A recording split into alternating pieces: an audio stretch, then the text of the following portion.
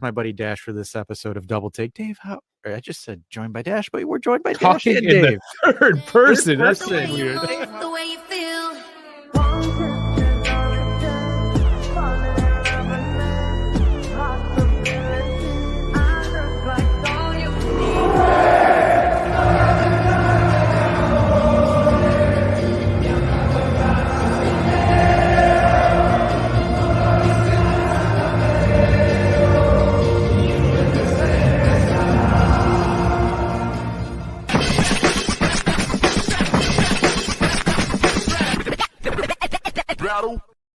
Good morning, everyone. Hello. How are you? I am back. Hopefully you caught the pregame. That was my first video back with Dash, but I am solo today with you guys. Dash might make a presence here and there, but the time is just not really good right now for him. But that's fine. He covered for me the past few weeks, so no big deal. Here I am. Welcome, everyone. We already have Frankie and Bones coming in. What's up? What's up? What you bringing us?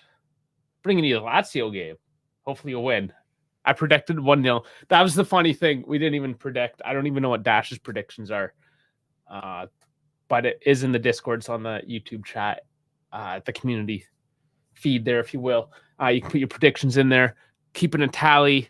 It's already a couple right ones this year. A few, actually, that first game. A lot of you guys kind of nailed it. So we're running a tally, and I'm going to have we're going to have a giveaway.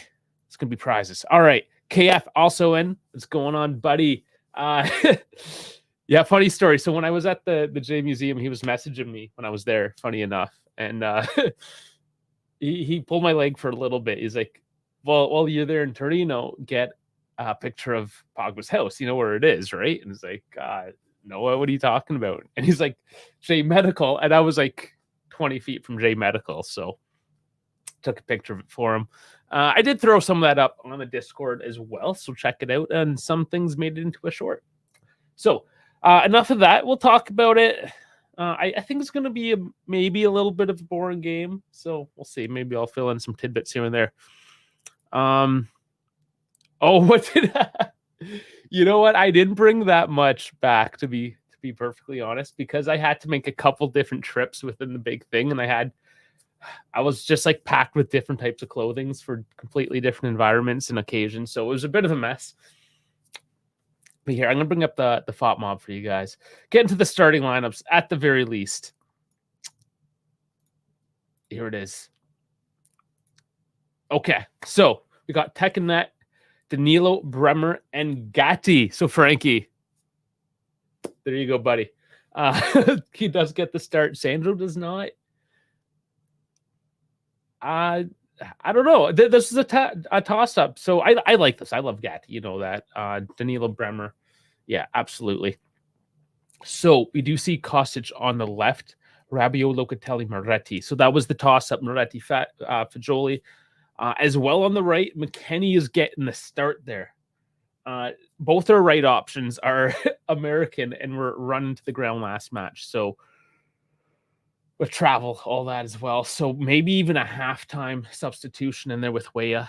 And then Chiesa does get the starts with Vlahovic. So not a lot of changes. We're starting to see a bit more consistency, especially that Rabiot, Locatelli role, that Bremer, Danilo, and of course, Chiesa, Vlahovic starting throughout. Tech only not starting due to injury for a couple games. So otherwise, a lot of consistency throughout the squad. It's just one center back and a wing we kind of toss up. So Vlad, you'll see Ultras taking shots at Zio Leo. I caught a little bit something that Dash Kevin sent. I did make it into a short real quick.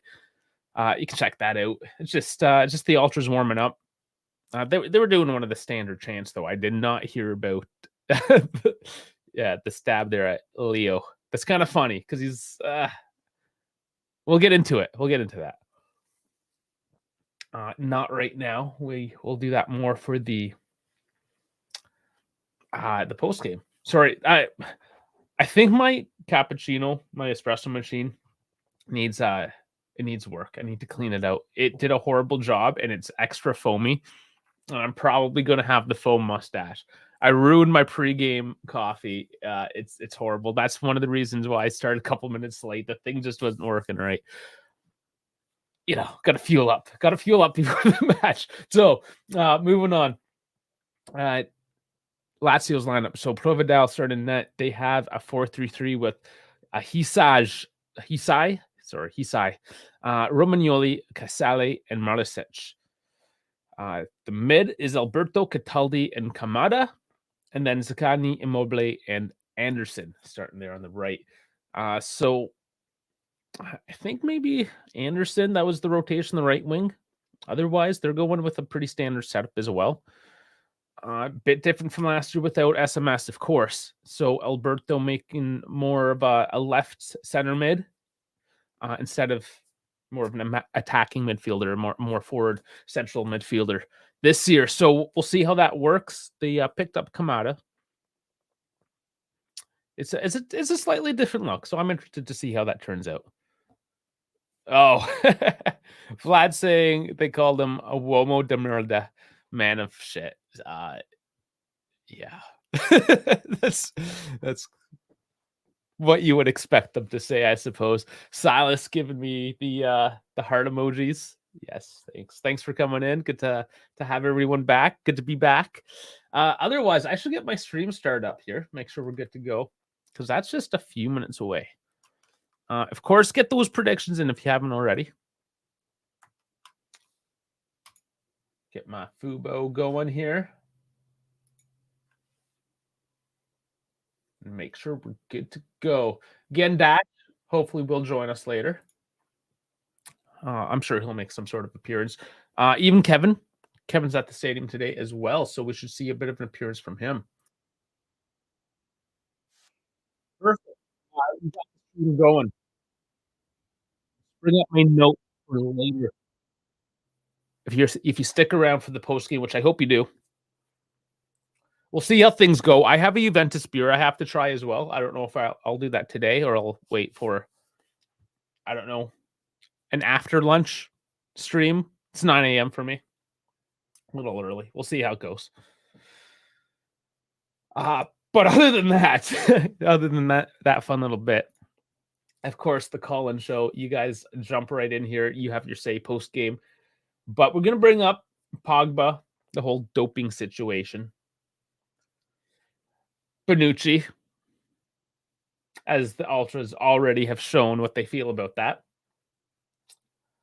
Maybe get into the Rugani Twitch ban. I expected more, but I haven't even heard anything from that since it's happened. I think Twitch algorithm just freaking out, but we could touch on that. I think Dash knows a bit more.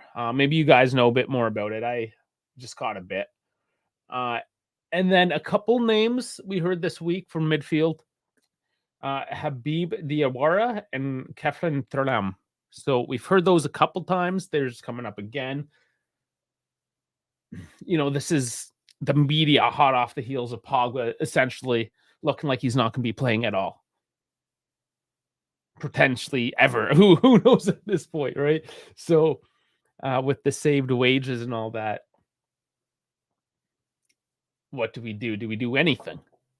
And of course, I'll add this in actually, so we don't forget. And this isn't necessarily new news per se. It's just coming up again, because why not? Everything happens in threes. And that is Ronaldo looking for his 19 million. Another lawsuit. We're getting sued twice by two players at once, because why not? And Pogba's got a doping scan, and Rugani says insensitive things on the internet. So I guess that's 4. I don't really call the Rugani thing anything though, so we're calling it 3, just because that's how she works. Okay. Vlad also coming in. The Ultras chanted, "We do not like theater." It is very, very theatrical, and that's echoing what Allegri said in his press conference, that he doesn't like soap operas. Soap operas obviously is a theater. I mean, you can make the parallel, obviously, very similar, especially soap operas. Yeah, I think it's ridiculous, personally. Like I said, we will get into it more.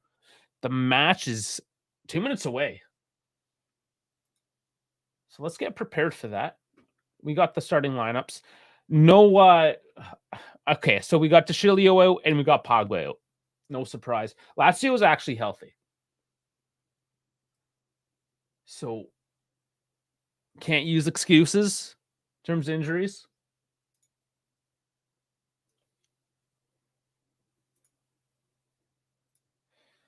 I will get the scoreboard ready for you guys as well where we're at it so I don't lag behind. Because I don't have my trusty sidekick over here.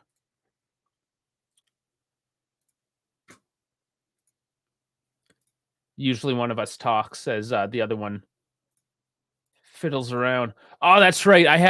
That was the other classic thing. I had a Windows update. Of course I did. So I had everything set up and now I have to reset it up. No big deal. Get this in here in just a sec.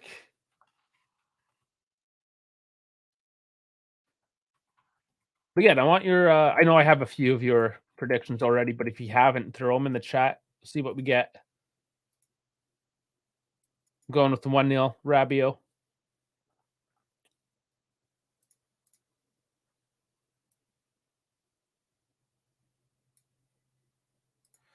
All right, and they're chanting loud actually. So this is good to hear. Right off the bat, the stadium's bumping. It's sold out. Should definitely mention that it's sold out.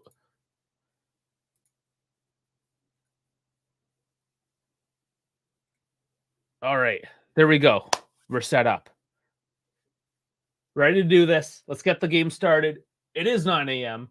Is this a rare, slightly late start?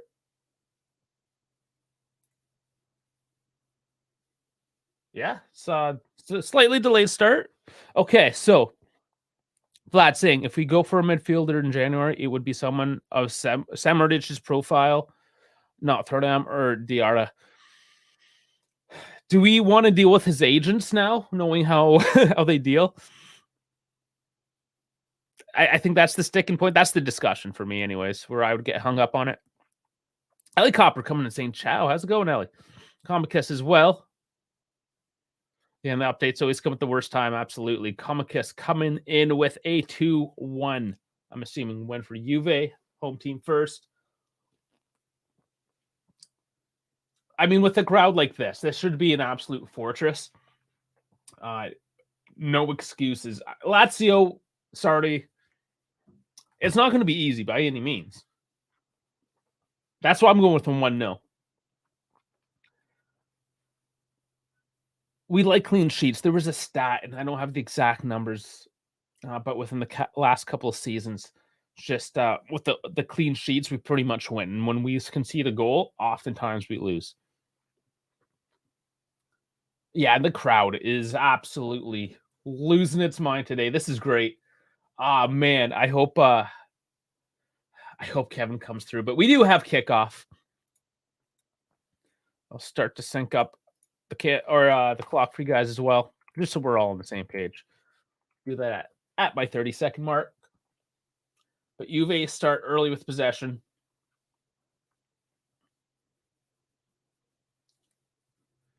Few of these guys, both sides, have just come off international break. See how that plays in with substitutions. Okay, we're synced. I'm at 35 seconds now. Okay, quick throw in Vlahovic, and there's an offside. Okay, it gets pulled back. Maybe they took that a little quick. Ball goes to Lazio.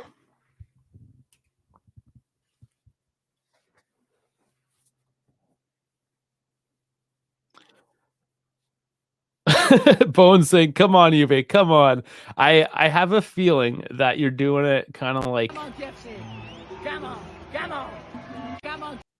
Something like that, maybe. KF with a 3-0. Big numbers, KF. Big numbers.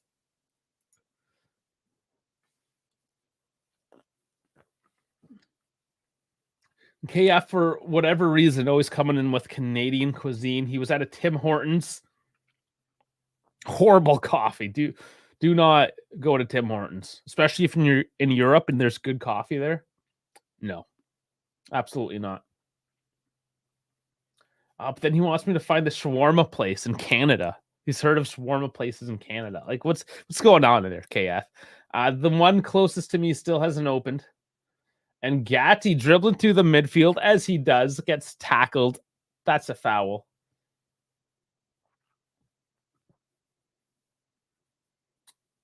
It's Alberto. That was a bit of a stretch. That was sloppy.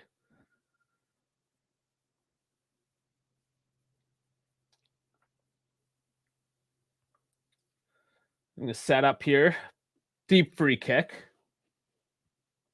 Moretti looks like he's taking it. Kid's given more and more responsibilities as the season goes on, as he gains that experience. Chiesa alongside as well, though, so we'll see. KF squad saying French vanilla. Okay, so here's the cross. Oh, doesn't reach Gatti. It's cleared out. Not Kostic. Oh, Providel pushes it out, but that was a good little attempt curling. Left-footed shot, of course. That was a tight one, but it looks like it was another offside anyways. KF, that French vanilla, it's just some powdered crap in hot water. You know that, right? Like, it's not actually real. That's the problem. That's just trash. It's just trash.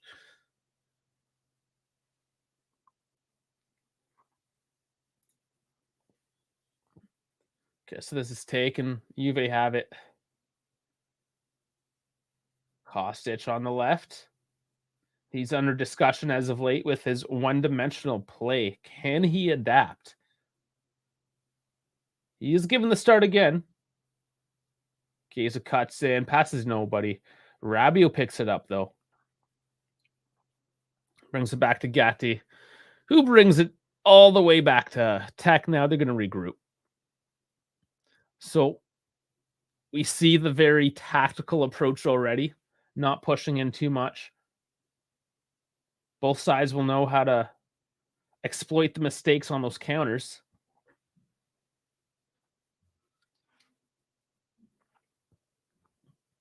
Both teams vying for the top four. Juve not, I mean, as we all know, not that this is a surprise that we're not playing in the Champions League, but that's the one advantage we have to secure the wins against these top teams. Our direct competitors. Of course, Champions League does not start until next week, so that hasn't come to effect. But perhaps these teams are starting to think about their squad rotation. Maybe taking guys off a little bit earlier, getting some extra rest. Who knows? That could come into play as well. We start seeing that no tournament effect come to our advantage.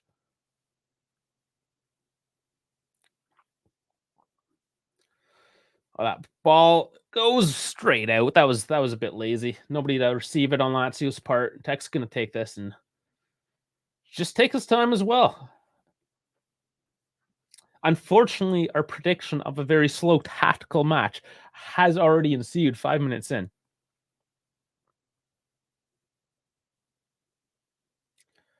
Kostic fakes himself out. Rabiot picks it up somehow.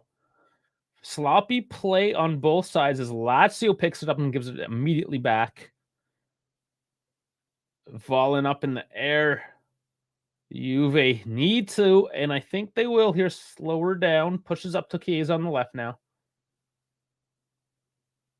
Kostic overlaps, but cuts in. Moretti, Chiesa. Oh, he takes the shot, but immediately cleared out.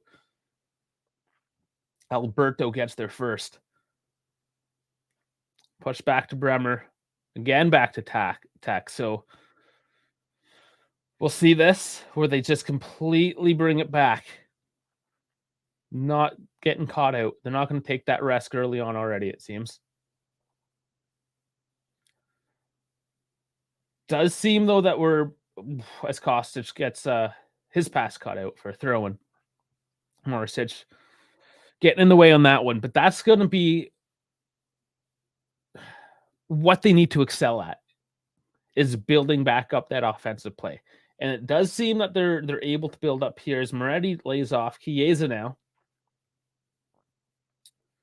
Rabiot with a bit heavy of a touch. He has to get back into protective mode now. Brings to McKennie on the right. They're dropping back again. They don't like their positioning. Long ball. That was sloppy. Maricic picks it up easily.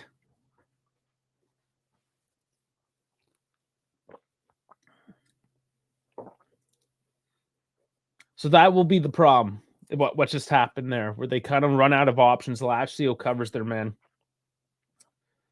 And then they just give it away. And yellow card. Moretti clips who was that? He clips his heel. Oh man. I don't know. Let's see this. Yeah, he puts a foot in there.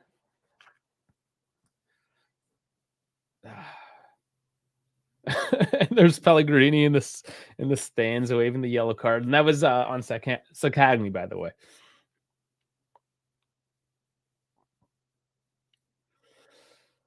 Oh, silly. That was sloppy.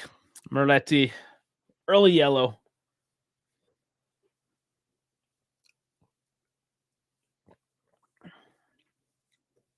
Lazio's going to try to find space here now.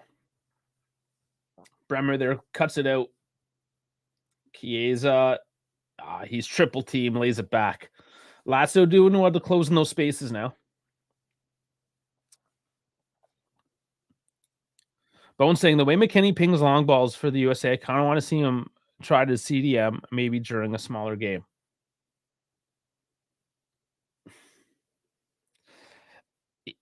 Yeah, he's starting to get...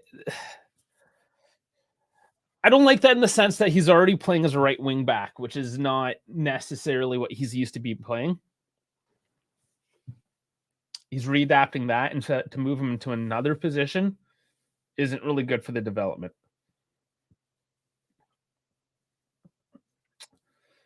Kostic is run out of play there. Maricic doing well already. He's cutting down the Juve left flank pretty effectively so far. He's going to be the guy they're going to need to break down.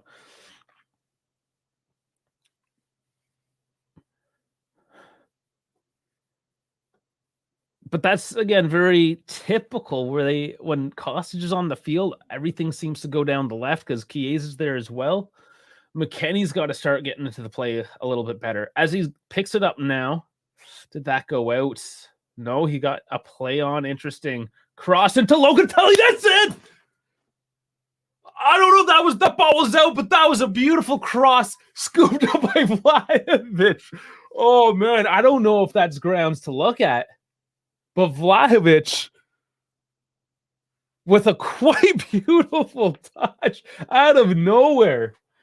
Maybe, see, that's why you play to the whistle, boys and girls. That's what the coaches will say. Play to the whistle. Lazio didn't. That created probably that extra inch of space there for Vlahovic. I think that was out. McKennie plays it, though. Gives it to Bremer, who lays it. Oh, man. What a beautiful team play there. That was Locatelli with the final cross. Oh, beautiful. McKennie, Bremer, Locatelli, finished by Vlahovic. That was the chain of events. They are checking it, though. Oh, man. Okay. Let's simmer down. I haven't clicked. They gave it. I don't know. See, this is where, unless somebody in the chat knows, this is where it comes into the rule book, the layers of the rule book. Are they allowed to VAR check the offside or the out of bounds? Or could they only look at the build-up of play for? I don't know. Wow. It's 1-0, regardless. It is what it is. Sometimes we get lucky. It was beautiful. Regardless, I don't care. It was beautiful from that point on. And maybe we'll see better footage where it was still like, the overhead. Maybe it still was onside. Onside, sorry, inbounds. It's 11th minute goal. Beautiful team goal. Switching to the right. As I was saying, I don't want to take credit for any of that. It was beautiful. Juve on an attack here again. Kay's on the left. Dribbles in. Cross. It's a little far. Gatti. Does he win it? He does. Good challenge. Crosses it back in. Forces another cutout by the defense. Gatti just getting in there. And Lazio guy down on the play. Maybe that was Gatti just running through, just bulldogging it. Oh, yeah, Luis Alberto sold that. Sold it.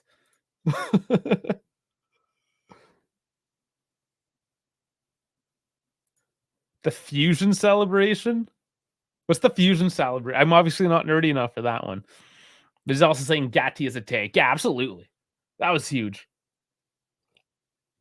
This is why I love this kid. Play on that one. Alberto can't sell all of them. Chiesa now with a nice feed from Kostic. And that goes out for a corner. Chiesa's protesting something with his own teammates. Oh, that was Kamada that time. That went down.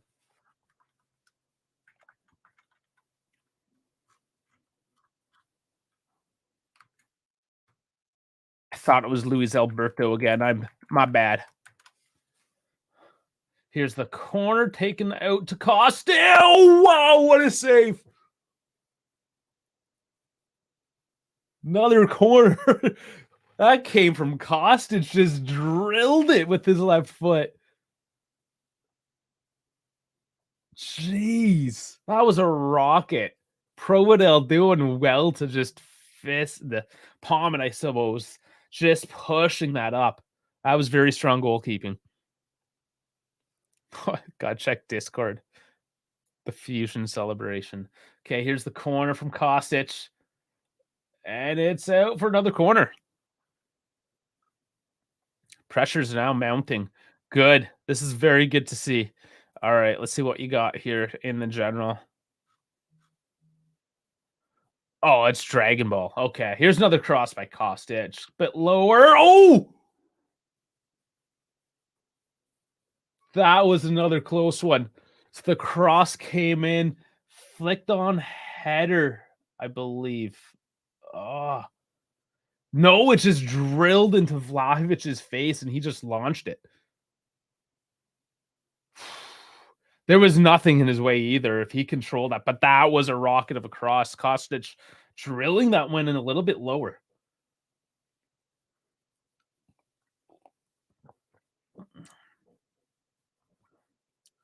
Hopefully they maintain, but Lazio has it now. They're having trouble settling the ball down. Vlahovic, sorry, pressing. It's only 15 minutes. Energy's fresh. This is I don't know. Energy's high though. The crowd, maybe it's the crowd. Maybe this is what happens when the crowd's losing it. You can definitely hear him still. Is that getting called back? Mobley goes down.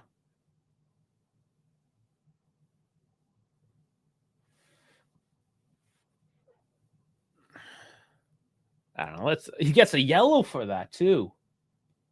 It's 2 early yellows. Oh, that.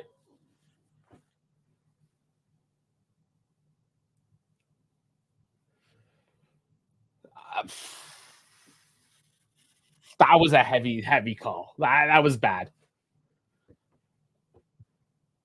Yes, we got a goal off a bad call. I'm not discounting that by any means, but this ref does just have to do better at this point.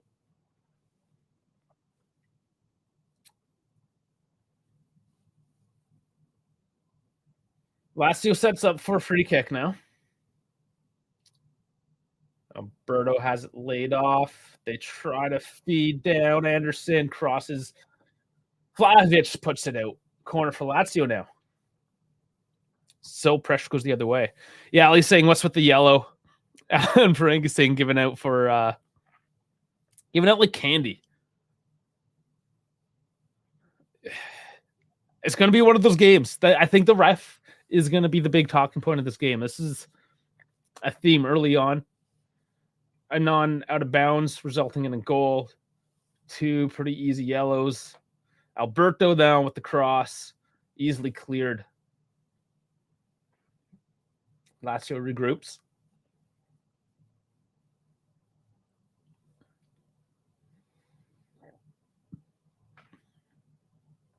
And the theme recently has been bad pitches. And I'm looking at the Lazio pitch here. Stadio Olimpico, what have you. Oh no, we're in Juve. We're in we're at J Stadium. I was thinking that. Got it backwards. But it does look like it's taken damage. Like I've seen it in person now. But is it like too soft? Because it looks like there's a lot of... It has been warm there too, though. So maybe that's part of it. Has been scorched in there this year. That could be resulting in a lot of the bad pitches as well. Yes, Frankie, thanks for bringing that up. The Juve women are playing at the same time right now, and he's saying they're down 1-0 currently. They've had a bit of a rough start, haven't they? They brought in a lot of reinforcements this year. They did have a good season last year. Roma just really killed it. But they didn't qualify for the Champions League. Knocked out in penalties. Lazio corner. Oh, Merletti chops it out short. Puts it out for a throw.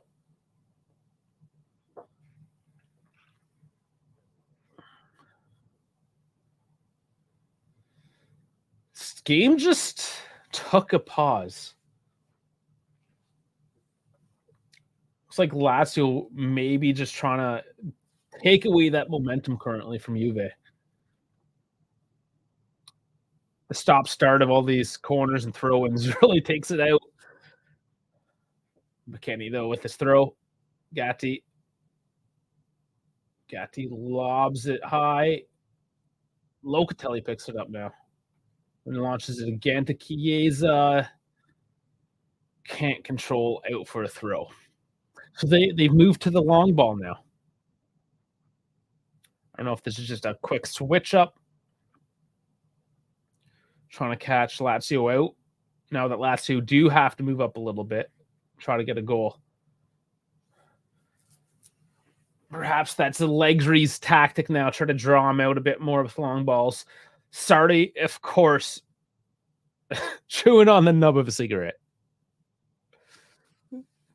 David Elita coming in and saying, how you doing, Dave? Welcome back. Was busy watching F1 Quali where Stroll caused a red flag with a big crash. Oh, yes, of course. It started at 9, same time the game started here. Or 3 local time. Yeah, okay. I don't know. I don't know if I want to have it ruined yet.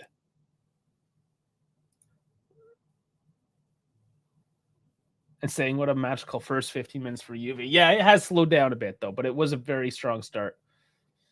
Oh, Kamada steals it low.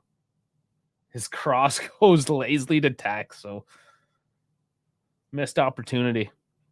Yeah, sorry, smoking a roach. No, he just chews on him because he's not allowed to smoke, so he just chews cigarettes. It's gross, man. Why be getting yellows for nothing? The ref's just making bad calls. Like our goal was off and out of bounds. So no spoilers. I don't know. I don't know if I want spoilers. We'll see how I feel later.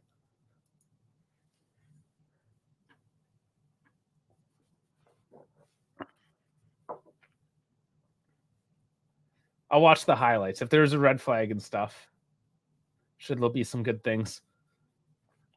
Lazio looking for something now. Come down their left. McKennie lunges at nothing. Lunges again. Almost gets nothing. Alberto. And then Moretti again. With a late foul. He's on the yellow. Yeah. He's got to be careful, but still. Lazio players going down pretty easily.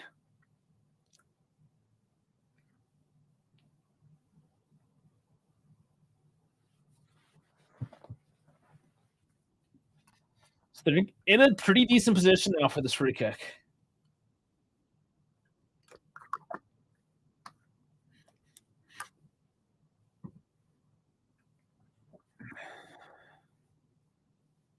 Don't saying I saw something that Koenigsegg is joining F1. I probably said that horribly as well. Okay, there's the free kick. Ooh, looked pretty decent, but Burma gets on it. Chiesa pressing in, similar to Empoli. But it's Lazio, not Empoli, so nothing happened. Moretti battling again on the right side. Lazio didn't hit the gym this summer coming from Frankie. Yeah, we know who did.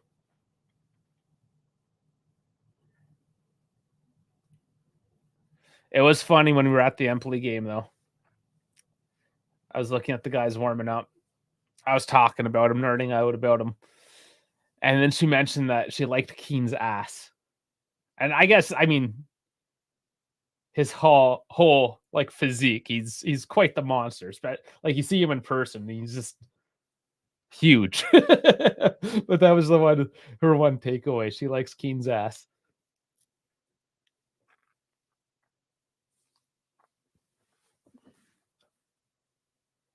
Yeah. Chew on that cigarette butt there, buddy.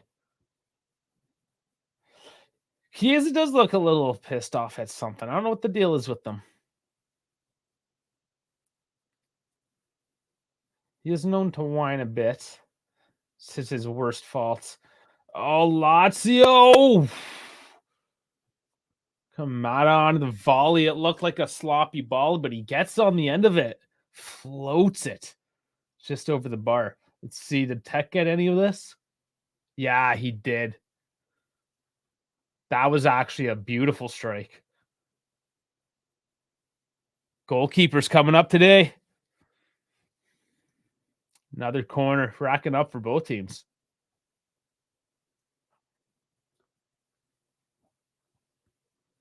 Cross in. Straight to Tech.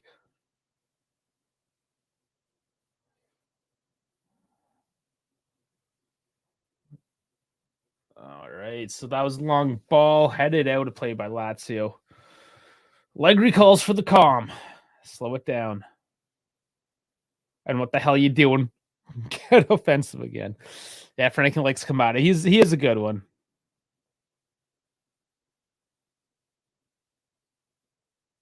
Keane is caked up, confirmed.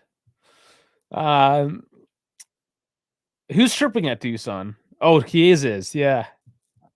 And Allegri.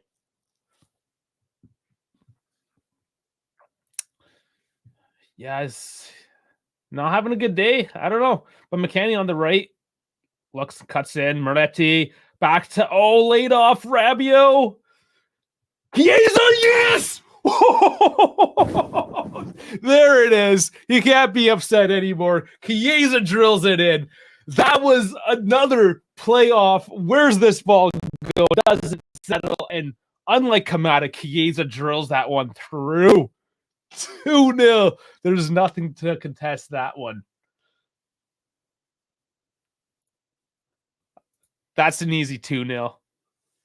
Yeah, Mobley looks pissed. Wow. Chiesa's been on a streak too, isn't he now?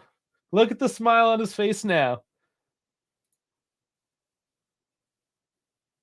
Yeah, so, man, the layoff Rabiot. Oh, man. Such good awareness and positioning by everyone, even though the pass is a bit errant. people were there to cover and get in position and move up.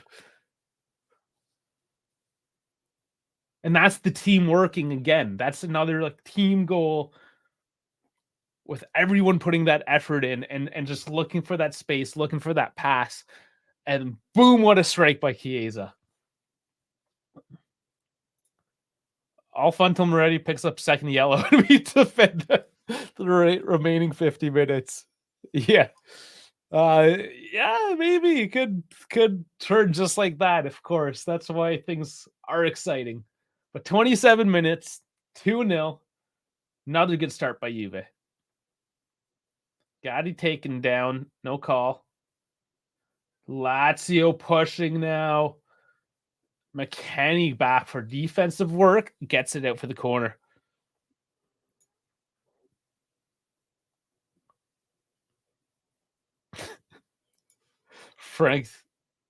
Frankie's saying, he said in Discord that I dreamed about us winning 5-1, and if that happened, I'll take some shots of tequila. Why? Hopefully you have the good stuff. There's so much trash tequila out there, and that's the problem, especially up in my country. Ellie's saying we couldn't have asked for a better start. No, I mean, this is overall been pretty great. We slowed down a little bit, as expected. There's the ebb and the flow, but yeah, 27 minutes, 2 goals. Lazio did have a couple looks, like that Kamada shot. It was a pretty similar build-up to our goal there. But Provedel, that's the difference, right? Provedel, from what I glimpsed anyways in the replay, he didn't predict, I guess. He didn't anticipate where the ball was actually going. Or he did anticipate in the fact that he thought it was going to launch earlier, perhaps. He wasn't in position. He didn't look like he was moving over. He just left that side of the net open. And just with the direct drill of the ball by Chiesa, he did have an open net because Provedel put himself out of play for that. Now, good run by Danilo on the left. Moretti has it. Wow, doesn't quite curl in by Moretti, but he's trying to throw a little bit of Pirlo into this one.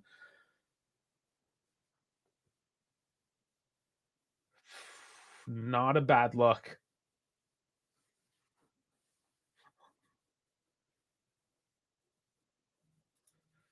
Okay, yeah, saying remember my prediction, 3-1. Still a long game. Still got an hour. Just simmer down, guys.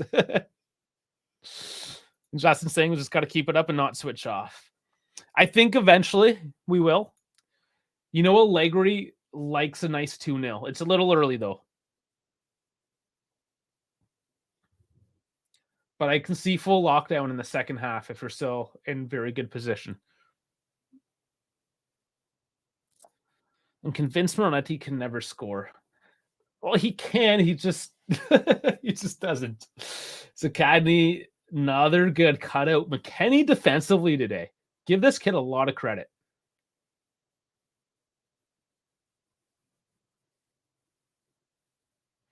And I think Allegri can appreciate what McKennie is doing here, being very physical. That's one thing he sort of has over Weah. McKennie, a little bit chonkier. A little bit slower too, of course, but you have the option. Here's the cross now. McKennie putting it up. Good defense by Chiesa. Just flicks it long. Moretti picks it up, though, on the right. He's on one-on-one. Alberto slows him down, though. Moretti still with it. Looking good. Crosses back out to Chiesa. Down the center. Looking. Dribbling. Oh, hard to Blahovic just whiffs one straight to Provedel. Looking decent.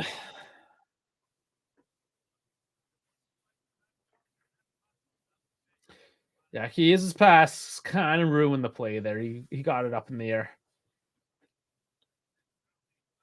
Good play, good attack.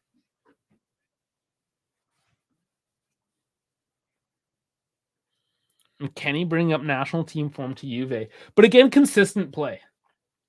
I think, at least personally, I think that's what a lot of it has to do with it, right? He's had a couple games with the Juve, plays a couple games for the US, comes back immediately back in the starting squad. He's getting that rhythm.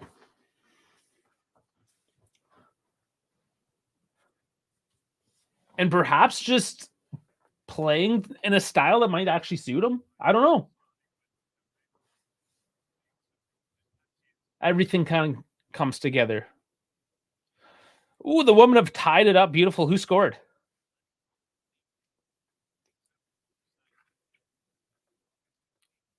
I wonder if I can make a double scoreboard and do the women's as well.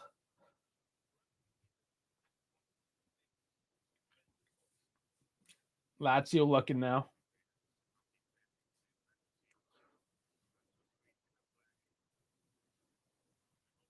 Juve just closing down.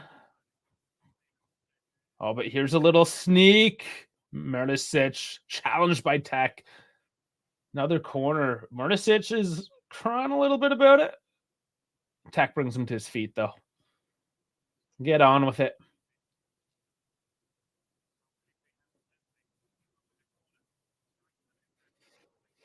Lazio's done this pass a couple times now. They are cutting that space. They've looked okay so far. Obviously, they haven't put one in, but take notes. Juve's got to close that lane down. Nilden gets it. Oh, that's Dash's favorite. Oh, big air time. Doesn't make it, though. Grosso gets it. Yes. You'd better not be yanking my chain. My girl. Yeah, you're yanking my chain. No, it's 2-1. Okay, say who got it. It does say 2-1 now, though.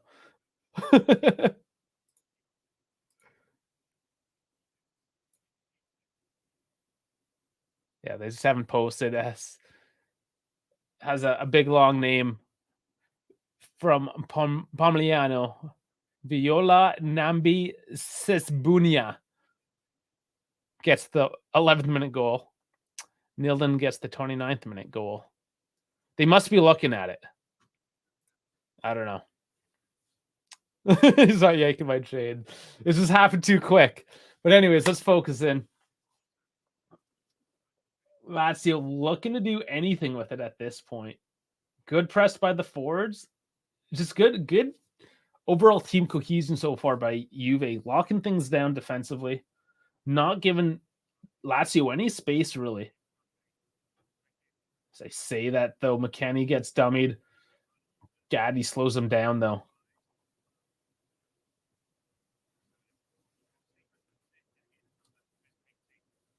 Lazio still trying to find something. Oh, dummied again. Man, Juve is trying to bite a little bit. I guess they're excited. They're biting on the balls. Bite. Oh, there you go. Biting on the balls, guys.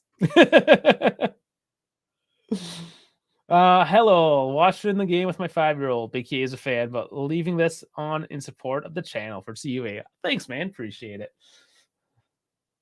Hopefully your 5-year-old didn't hear my slip of words there. Yeah, and it's posted. Julia Grosso, 31st minute. Amazing. Yeah, I was so mad when she didn't make the FIFA top 15 or whatever, EAFC top 15. Bone saying, I think, oh, hold on. No, that's cleared away. Mobile is not getting on anything today. As he does when he doesn't get service. He needs to be given balls. I think McKinney's playing a smart game. I might not get you, but I'm going to slow you down. Yeah. Yeah, physical. Which is a trait that, I mean, Allegri ball really does adore. Like, adores it. Not just likes or prefers. Like, Rabiot, perfect example. Oh, Danilo taken down cheaply. Now, from what we've seen, you would say that would be a yellow card. especially since it was like super late and barely touched him. That should definitely be a yellow card by the standards of this game.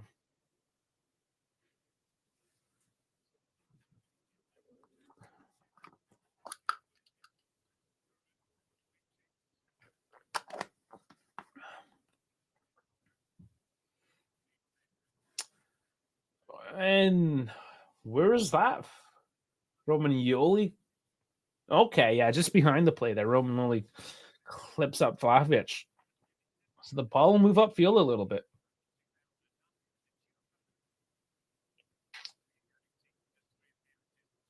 Oh, Immobile's having some words to the ref now.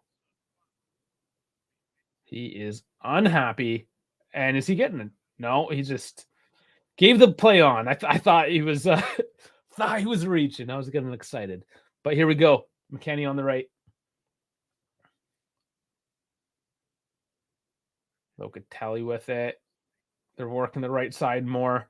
Kostic hasn't been getting the looks. Loca. Oh, that was not in sync with Moretti. Goes out for a goal kick.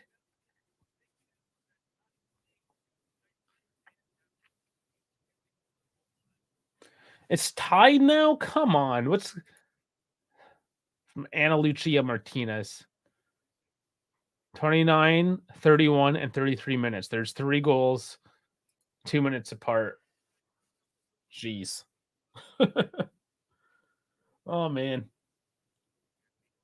Well, it would be an exciting game. They're away from home, though. So those score lines are, I don't know. They prefer the home team, I suppose. Rabiot comes back defensively. Tex just boots it out.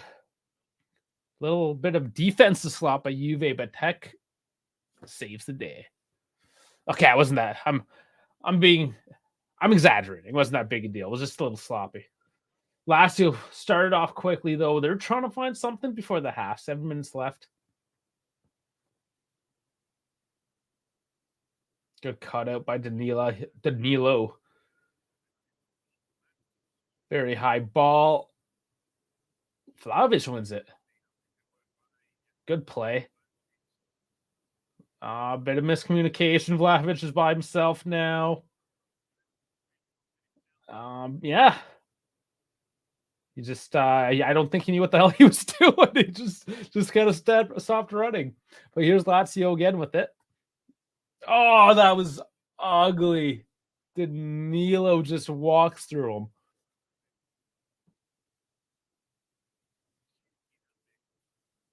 Oh, man. Yeah, Ellie's laughing at him, too. And how was that not a yellow? Like, just went right through him. I don't know.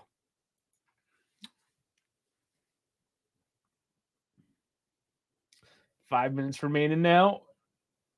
Lazio's been controlling it, though, for a little bit. So, Juve with it now. Let's get some last-minute pressure.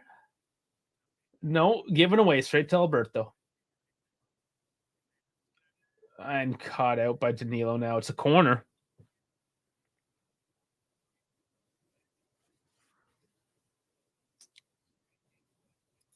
Oh, he's about Danilo. Tell him to shut up. The chirping bird motion.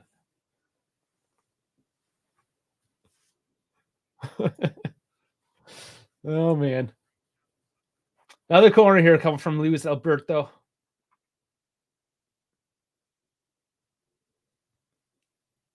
Coming in. Flicked off.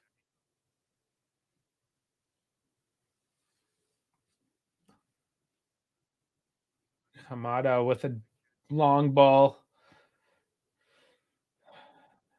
Working on the left. Here's a cross, and Danilo again clears it off the line. Chiesa still pressing high, forcing the play. Lazio does well to keep it.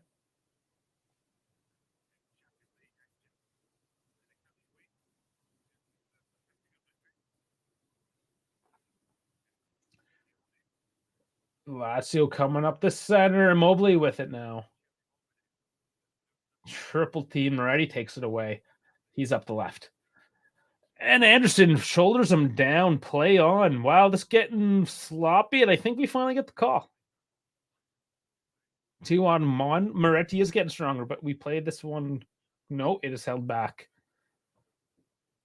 Refs calling the play as Juve try to play quickly and take the advantage, but Rabiot, and he's fouled by Immobile. So we restart once again. Gatti feeds it out to Chiesa on the left. Back to Kostic. Oh, they're just pinging it around now.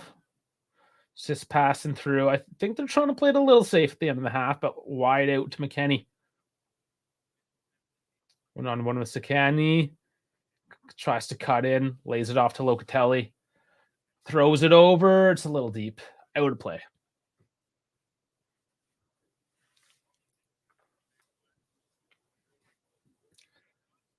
So maybe wrong decision at the end. 50 or 43 minutes. I don't know. Keep a little bit more possession than maybe just throw it away, but decent attempt. Yeah, Chiesa wanted the ball from Loca. Chiesa always wants the ball. Yeah, immediately starts complaining. It could have been a better ball. I would be a little disappointed too on the field if that was what came through. Not gonna lie, but no need to yell at the guy.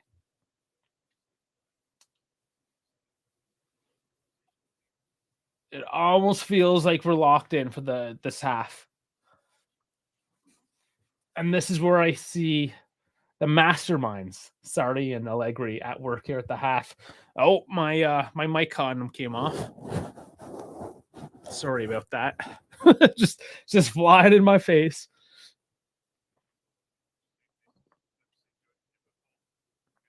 Lazio tries to throw one through and does not work.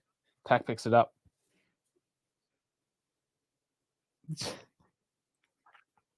Frankie's saying Key is looking like one of those pick-me girls this game. Yeah, if where's Colin? Colin's probably golfing or doing something like that, or maybe he's working. But Colin absolutely hates Chiesa for that.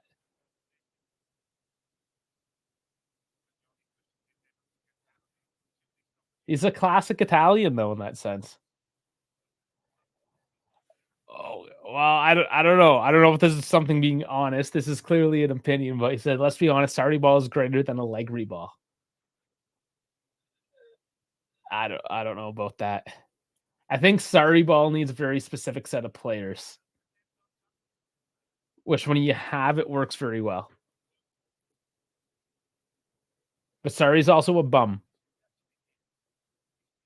Like I wouldn't want a dude just chewing on cigarette butts when I'm trying to have like a professional international brand of a football team because it's embarrassing. Like there's corporate reasonings as well. I don't know. There's multiple things. Too much to get into currently in the middle of the game. I'll let Tash take that one. Sorry, the chain smoker. Yeah. And he's saying, "Someone remind you, son. He's like 6'4", can challenge for air balls." Yeah, his motivation sometimes is to be desired. But we get 2 extra minutes. I think that's about reasonable. First 45 seconds done. Lazio still with the possession, keeping a lot of it in the late game, the late part of the half, anyways. And there's a whistle for the tug. Moretti again.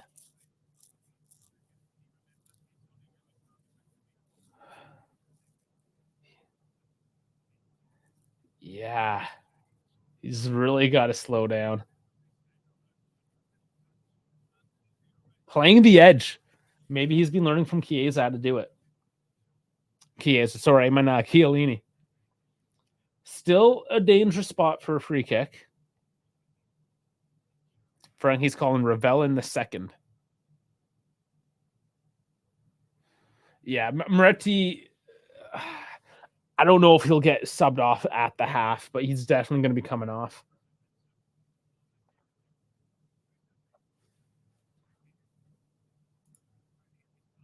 He usually gets swapped out for Fagioli anyway. It's pretty interchangeable. Here's the kick. Just hit away. McKennie doing well again defensively. Vlahovic up for that ball now. And there's the whistle. That's it. All right. Let's see if Kevin drops in or not. Man, I don't know. He might not have enough signal to pull it off. So that's season. I'll talk for a few minutes, and then I'll have to take my washroom break before we start off again.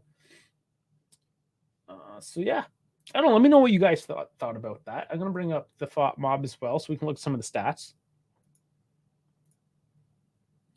Just bear with me a second as I grab it.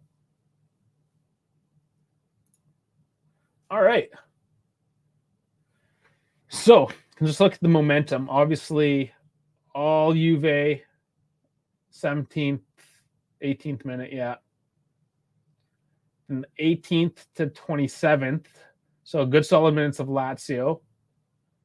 And then it spiked, went back and forth. And then the last, 35 to 47 minutes was all Lazio again. So classic. We got our goals. And then we reballed it. We sat back. We weren't under tons of threat, though, either. There was a couple of decent looks, Kamada's most notably. But again, the possession, 34 to 66. Lazio's favor. We're still up 2-0. Our XG. And I think Dash mentioned this on the last podcast, that you basically double our XG, and that's Allegri ball. Right? So we double it to 1.6, 1.7. Yeah, we have 2 goals. So it's funny how that little, what do you call it? Little theory from Dash kind of follows through here. Total shots. So we actually are winning there 8-7. Big chances 1-0. And that's the other thing. Big chances. We have 2 goals, but only 1 big chance. Big chances missed. Yeah, and we didn't even score on them. 81% accurate passes to their 91. Bit inflated because a lot of their passes were just along the back line. Always bring the ball. A lot of ours were too, but especially Lazio. And that's where a lot of their possession was as well. So if you look at the actual attacking passes, attacking possession, that explains more in this picture. We have the 1 offside, there's 0, 3 corners to their 7. We do give up a lot of corners too, I've noticed this year. Or I'll get back into the chat here a little bit, not to forget you guys. All right, Bone saying, I think he should. England.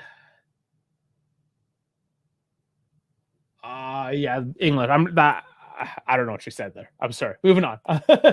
So I'm saying overall good half, great intensity. Frankie, yes. The lives we're doing were really lively, so I don't think Kevin has the signal. Yeah, he was doing the Instagram lives. Yeah. I think you're right, because I tried to connect one and immediately disconnected. But the stadium is packed. People are on Instagram doing all that stuff, right? Frankie with the Gatti report is really there today. Nothing amazing, nothing bad. Well, true. He's been solid though. And Jeff saying that you got your wish there, Frank, that he did start. Yeah, I mean we all enjoy it. Ellie, we couldn't ask for better in terms of goals. However, the intensity dropped obviously after first goal. Yeah. Yeah, Gatti started, but not really needed to do much. People asking, is Ravella playing? Not yet. And then he says Alexandro's our best defense. We'll disagree, I suppose. I don't know if he's yanking or chain. I think he is. More than likely coming on second half, people. Yeah, probably. Bone saying, sorry, my brain. That was way ahead of my typing. Yeah, I still don't know what she said. In time for the Paramount Plus halftime show with the big crying eyes. Well, you got me instead. Thanks for joining. We'll do our best I don't have Paramount Plus. I don't know how bad it is. Maybe it's not bad, and you guys are just a bunch of haters. I have no idea. It's probably bad. I don't even have a halftime show on Fubo. All right, if you are joining us for the halftime, please do like and subscribe. Do that. I'm gonna get up the little. I don't know what I did do earlier, but the little QR code to join the Discord. We post everything there. That's where all the fun happens. All the guys like Frankie Bones,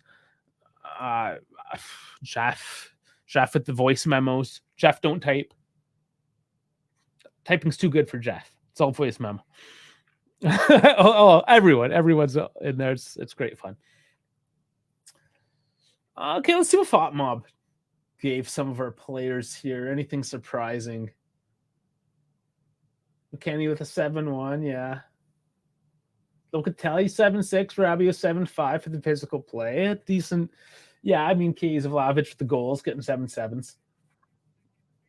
Lazio, nothing impressing other than Alberto at a 7-6, which I think is pretty accurate. He's been pretty dynamic. He's been the only guy really trying to create anything there. Anderson, yeah, doing all right. Zakagny doing some stuff, but Immobile, trash. Kamada doing good as well. Morisic, I thought he did better than a 5-8. But everyone else is kind of like that. They even show up. And Providel had a good save, but let 2 in. Yeah. Any thoughts from you guys? Other than just kind of like good half. I don't know, any big notables on from your perspective. For me, I think it's no one person, I guess, is really what it is. As I was trying to think of a single person, that's the point. I'm not picking a single person. The team has been putting things together. We do have Kevin here, though. How's it going? Oh, I think the signal is bad. I don't even know if you can hear us right now. We'll give him a few seconds here.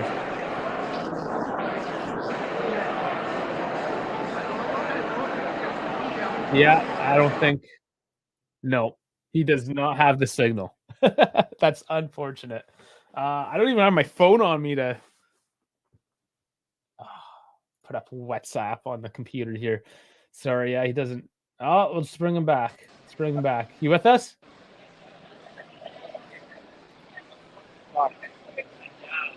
Bandwidth sucks. Yeah, that's. I guess this is how I was like when I was trying to get through. I'm just gonna send him a message, tell him not to worry. The bandwidth is so bad, dude. It's not coming through. Yeah, it's all good. Thanks for coming in, anyways. I'm trying, man. I'm sorry. Great game. McKenny, player of the half.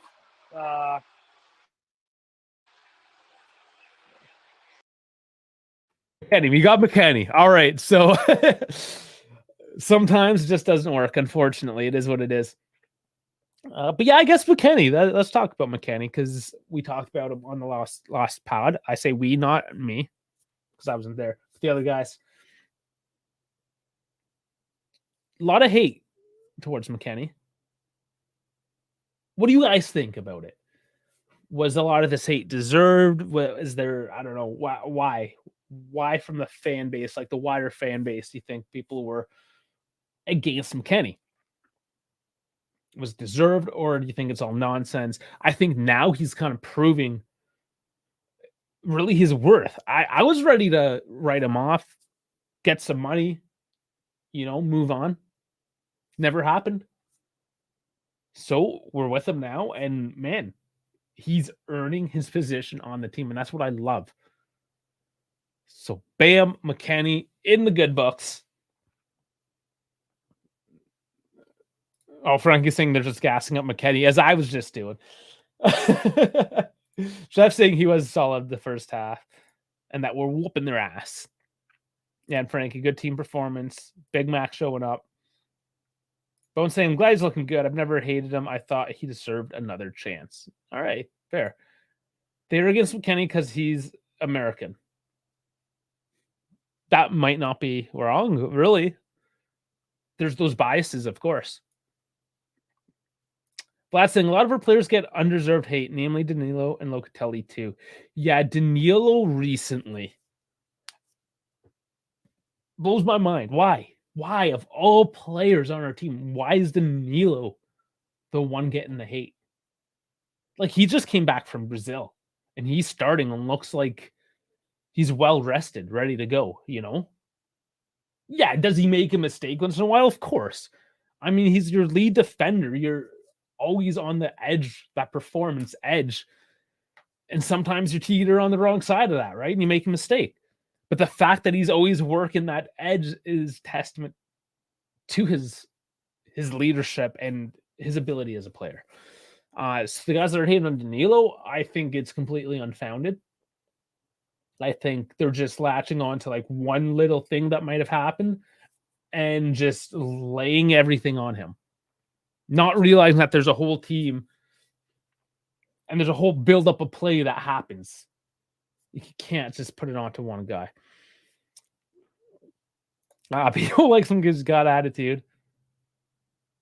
Would it be fair to characterize Wes as our utility player? He is a utility player. Just in the sense that he's played a couple different positions. I mean, fairly different positions, winger and midfielder. Yeah. There's definitely some utility to that. Would you consider him the utility player? I can't think of a different example currently that would beat him on our current team.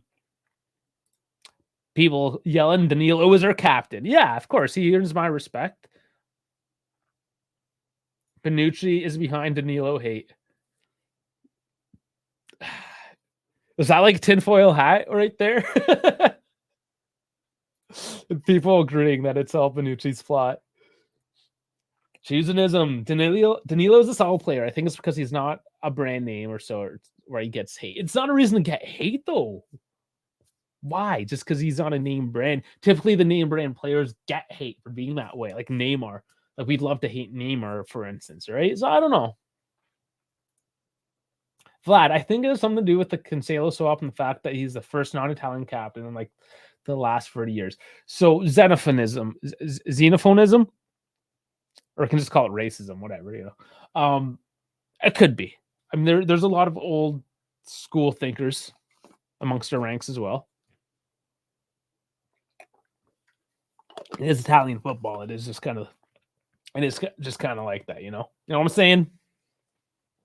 Let's be honest.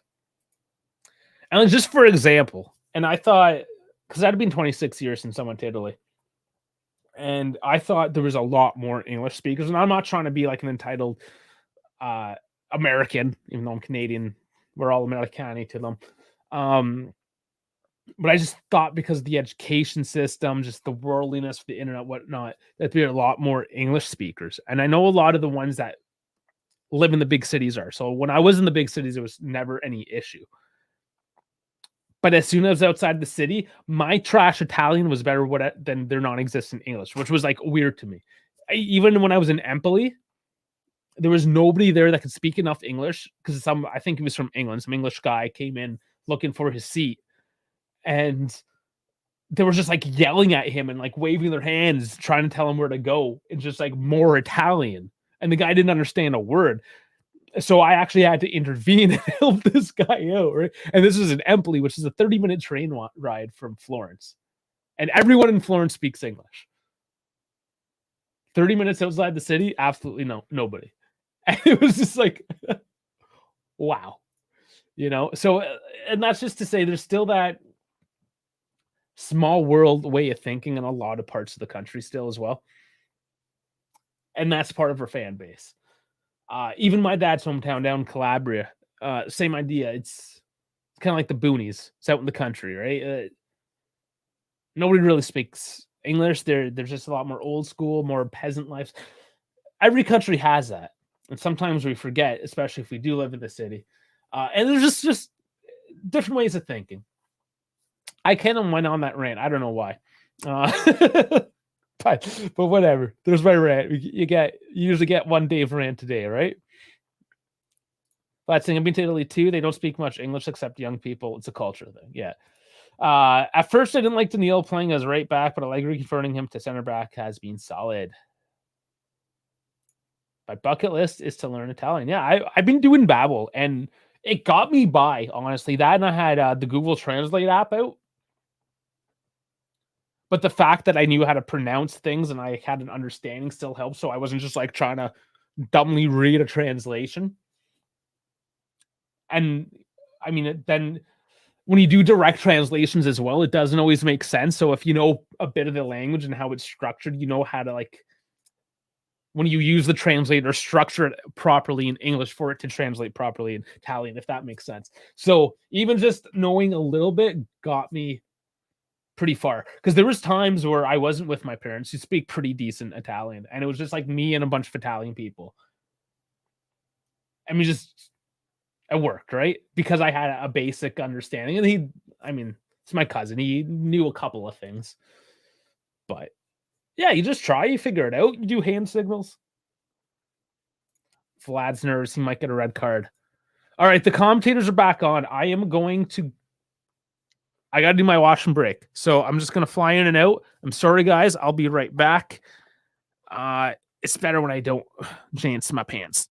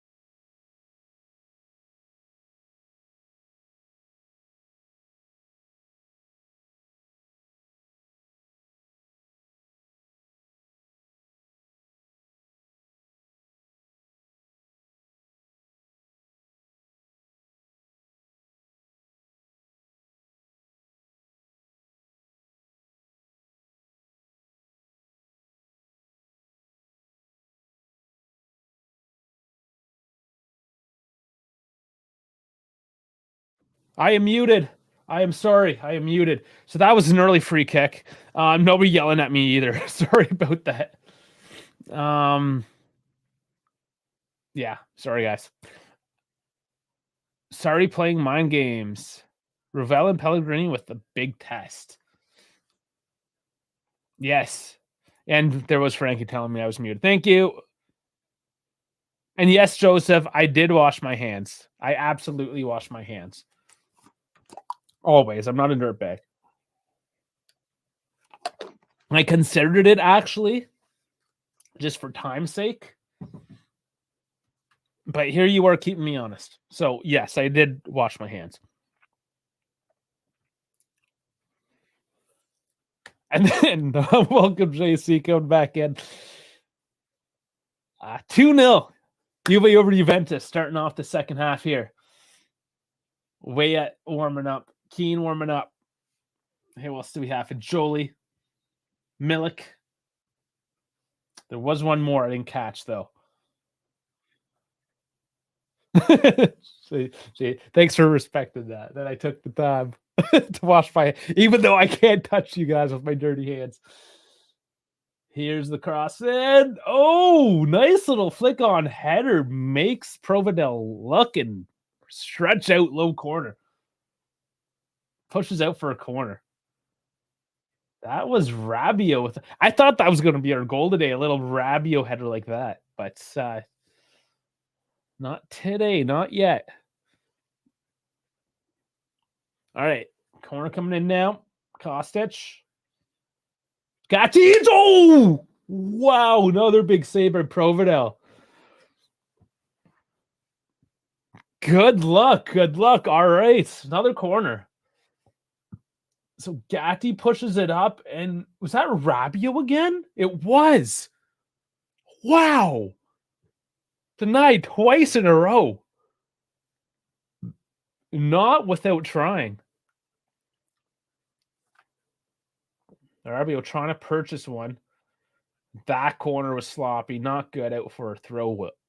We maintain possession at least. Lazio defenders non-existent. Not looking great. No. Yeah, love for Rabiot. 2 massive headers in a row. Provedel having to come out huge on both of them. Where's Provedel from? I don't know. Provedel.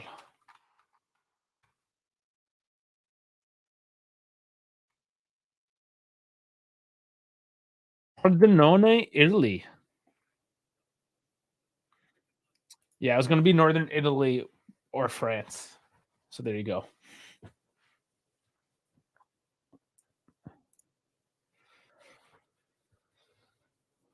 So decent start to the second half. So Allegri does want to push early on before he settles in, because we will see him settle in. Just Pellegrini with the throw-in. So this is always interesting where, officially these players are released from Juve now, right? They're not loanies. They've officially moved on. Chiesa, nice little run. Cutback doesn't make it, though.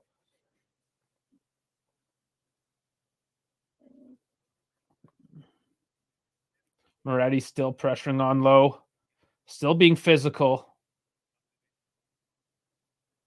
Juve trying to force it, but Lazio keeps it. Good by Lazio there to maintain controls. They bring it out wide onto the right this time. Trying to find some extra space. Oh, here's the stretch pass. Kamada wins it. Cut back. Immobile. Huge slide by Gatti. Cuts that one out.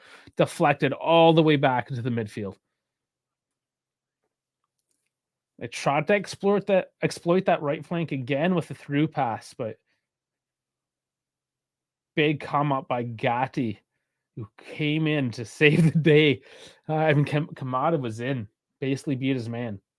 But working the left now, cut back, a nice little flick by Bremer. Alberto puts it wide. All right. Frank is saying he last played for Spezia before Lazio in 22. That's right. I knew he was around. But there you go, from Spezia.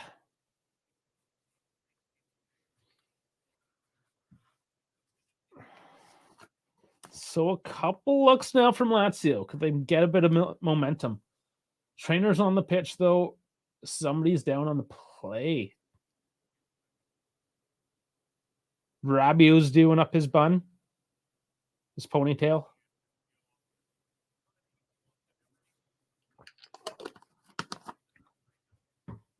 No, he does make it into a bun. So Chiesa that's down. Yeah, he's limping now.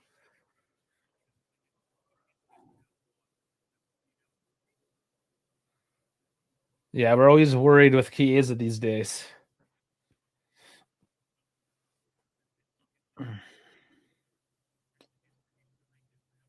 Yeah, he's going to be subbed. Pretty sure. That was a step. Yeah, I haven't been shown the play yet.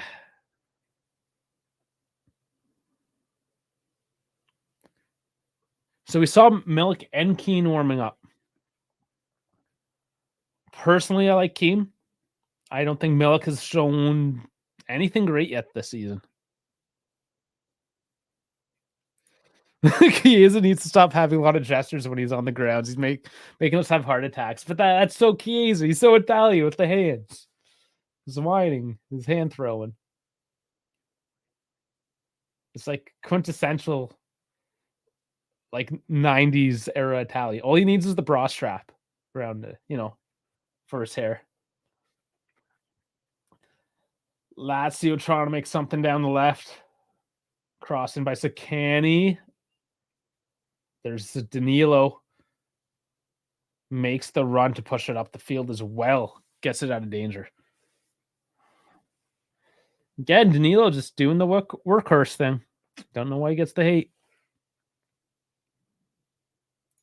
But Keane on the wing, like in Kostic's spot or McKennie's spot. Like, what are we talking? Because I'm not changing formation. Pellegrini throws a one in. Double defensive duty there. Kamada denied once again with the big block.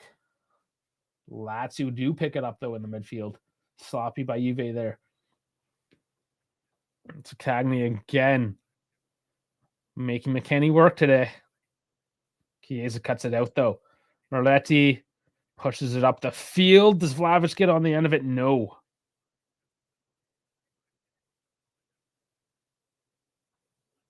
Back to Provedel now.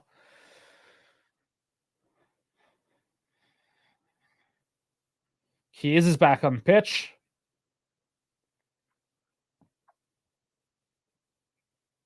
Yeah, for Kostic, he's been A at best so far. Yeah. Oh, there's a nice little pass on. Oh, off the post. Anderson gets one on, but denied by the... Or no, it's a corner. So Tech must have got the hand on. No, there it is. It's off Kostic's foot. So it was off his foot into the crossbar. Cross coming in. Romagnoli or Immobile on it. Fighting. Losing it. Chiesa bulldogging it. Gets it out at least for a throw. Oh, my feed. My feed's wigging out. Oh, boy. Anybody else?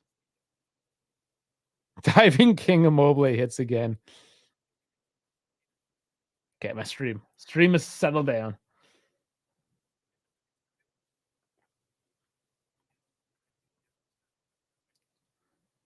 Kenny throws it to Gatti. A little far.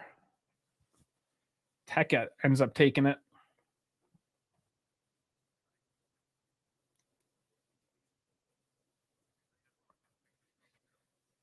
It's 56 minutes. When do they start turning the screw defensively, Juve? Do they make another push? Do they ebb and flow? Chiesa's back up there running around, so... And yes, the stadium is loud today. That was sort of the point. That was...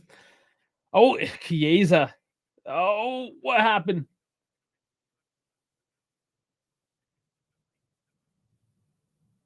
Oh, pulled back, free kick. Had my heart rate going on that play. Give that dive 8.5. Seemed better, good. If better, good Tech, though. I don't know.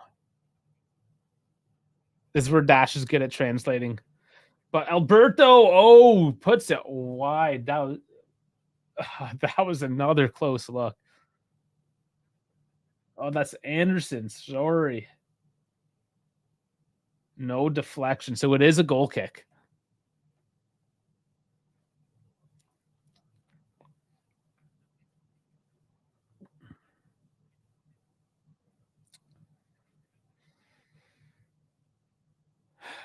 Okay, so here it is now with Bremer.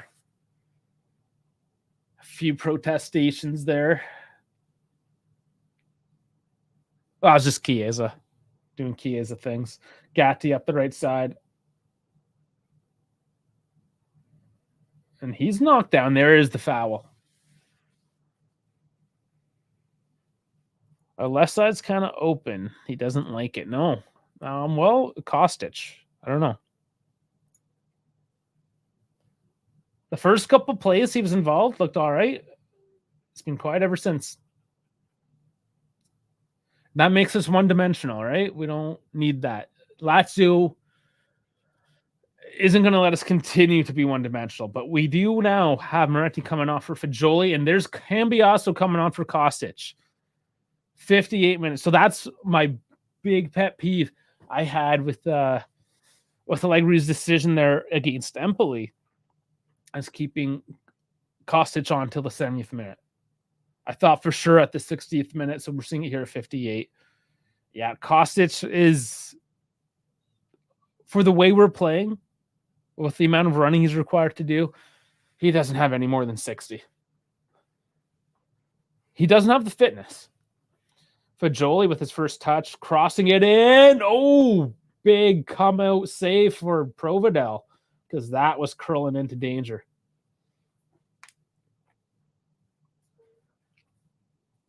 Yeah, Bones saying the bean. And Ellie, nice change was needed. Absolutely, yeah. And keep it fresh against Lazio, right? We have the bench. We can use it. Lazio had to make their early changes, and that's probably because they're playing in Europe next week.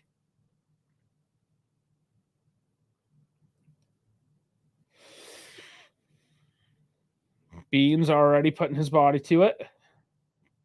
Fresh legs. Good to see.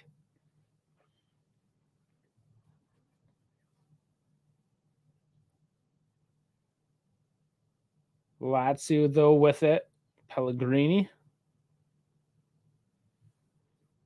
Can tell by his hair. Always did appreciate that. Oh, and Alberto overcooks it to Sakagni. So it's out for a goal kick.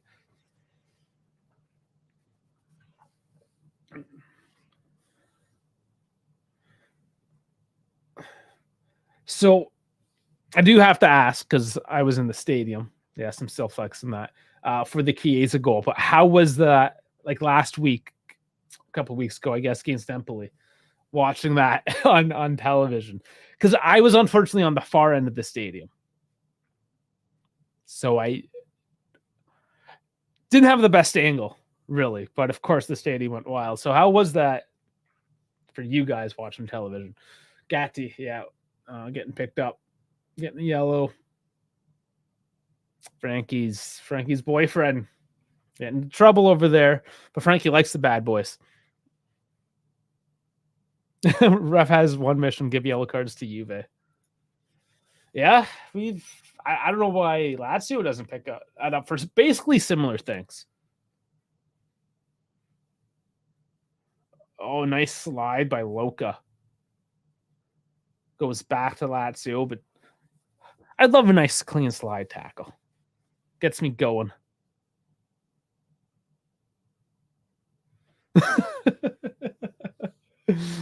Phone saying, I saw some guy in the background with ketchup, and I was like, that was Dave. With the ketchup joke. Oh, here's a counter by Lazio. They lazily put it on. Tech still has to go for it.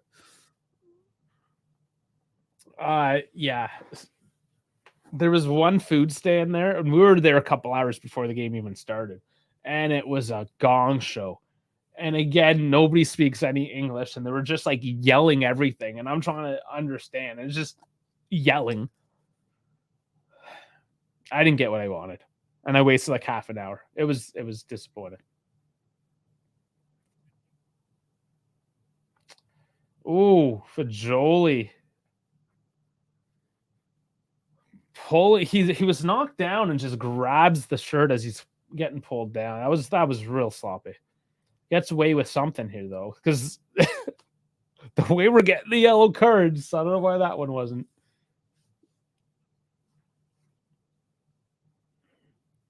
Maybe because he just came on. He was being lenient. Who knows? But Lazio plays it on again.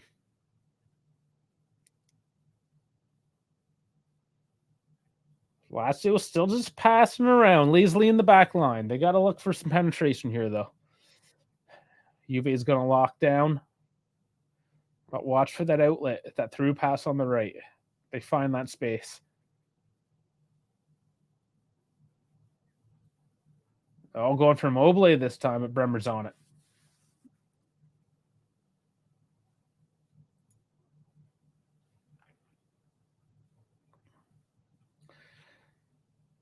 So I think this is where we start buckling in, right? We got to just play out the last half hour.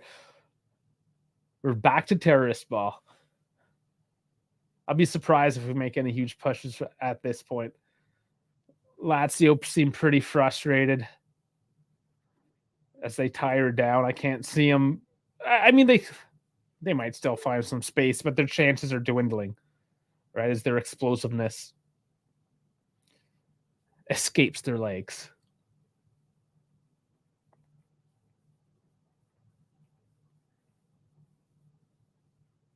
Oh, big error. That was bad. Alberto with a beautiful shot. Believe that was Cambiasso that gives it up in the worst spot.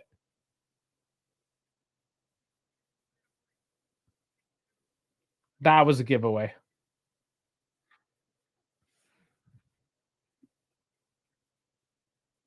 Okay, so Bremer.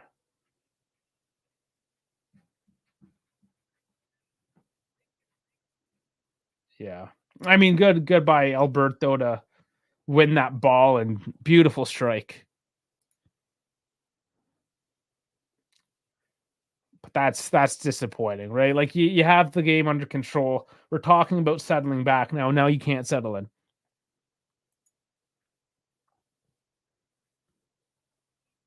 Yeah, and the reaction of like Allegri knew it was in before it even happened. All right, let's see how they react. It's 2-1, 65 minutes.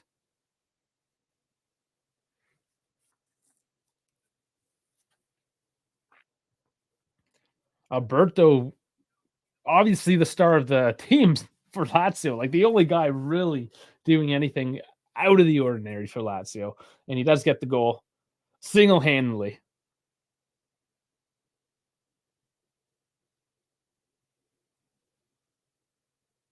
Oh, back heel. Gatti in the box. Doesn't have the footwork. Goal kick now. And, well, one more goal, and I would have guessed right. Yeah, I mean, not everyone can be right. And sometimes nobody's right. It's a long season, guys. Just gotta pick up your points when you can.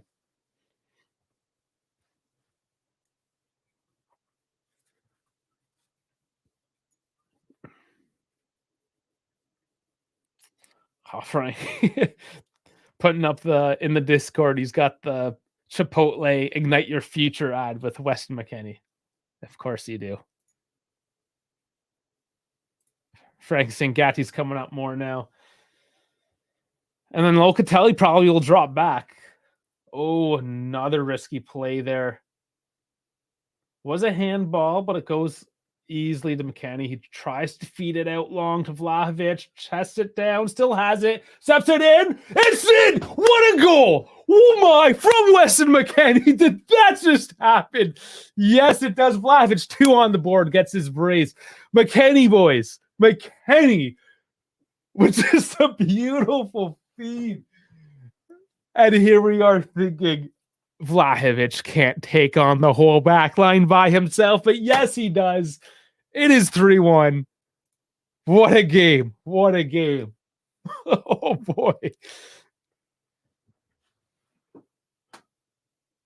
Has Vlahovic broken the curse? I don't know. He's looking good, though. Oh. Okay, here it is again. What a cross. Okay, there's some airtime to it.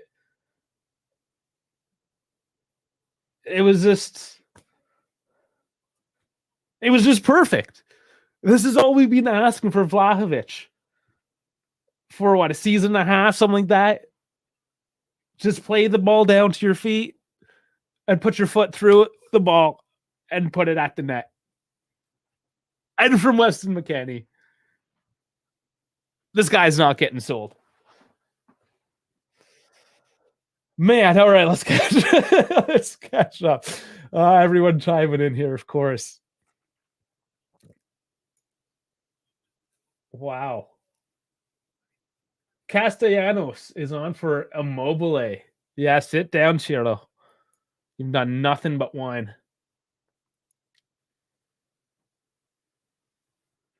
3-1. Here we go. 68 minutes now. So the 2-goal lead back on the board. Quick turnaround, quick reaction. Crowd is obviously into this one, getting them boys going, getting them fired up. So does this change? Do we continue to push? Do we ride this energy? Let's see how Allegri reacts to this one. Because I feel that they might say, screw sitting back. We have this one now. 3 on the board. Let's go for more. Lazio, though, with the ball, playing it on the left very predictably now. It's Academy playing it up a lot. McKennie on double duty today, covering Zaccagni with all that possession. But obviously feeding the ball into play. He's basically been involved on everything. As Bowman's calling for MVP. Joseph asking if Dusan's back. Is he back? Short cross. Alberto, man. He's working double time today. Goes back to Providel. Oh, Chiesa almost cuts that cross. That would have been tricky. Frankie saying the McKennie long balls are beautiful. What's happening with his right foot? I mean, when things click, man. When things click, yeah. With the weak foot too. Good call, guys. On the weak one. On the weak side. Sorry. Yeah, still going down the list. That was beautiful. Frank saying 2 more goals, and I will have to take tequila shots. Yeah, maybe get it ready. Warm the glasses up. Bro, was this what they do with McKennie? As he's fighting off defensively once again against Zaccagni. Oh, looks like he might have pulled a muscle there, a hammy. Cambiasso chasing down the ball. And he's taken down as well. No call. Or is there a call? Late. Why is the linesman not calling anything there? Both saying, now I want Frank to be right so we can see a goal from Keane if he gets some time. Yeah. Very true. We still have some substitutions to make.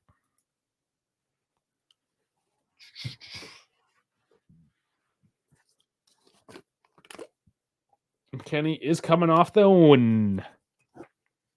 The one and the only. Our other American. Kimmer!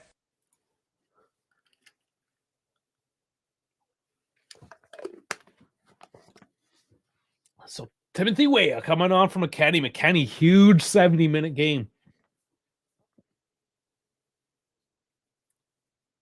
Potentially the difference maker in the sense of the creation of the plays, but also just the defensive workload, the coverage, locking down Lazio's left side.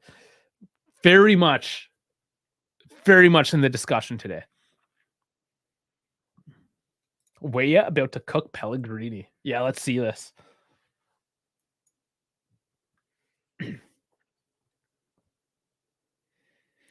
Of course, when Dusan has 2 goals, he's obviously going to be argued for man of the match as well. But the discussion will be had, which is good, right? You want to have these discussions. You want to have multiple guys just fighting for the man of the match.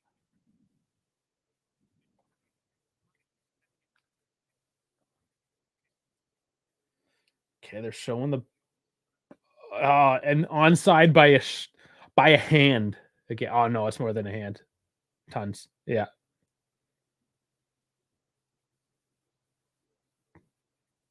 Yeah. It's beautiful. The angle they show too.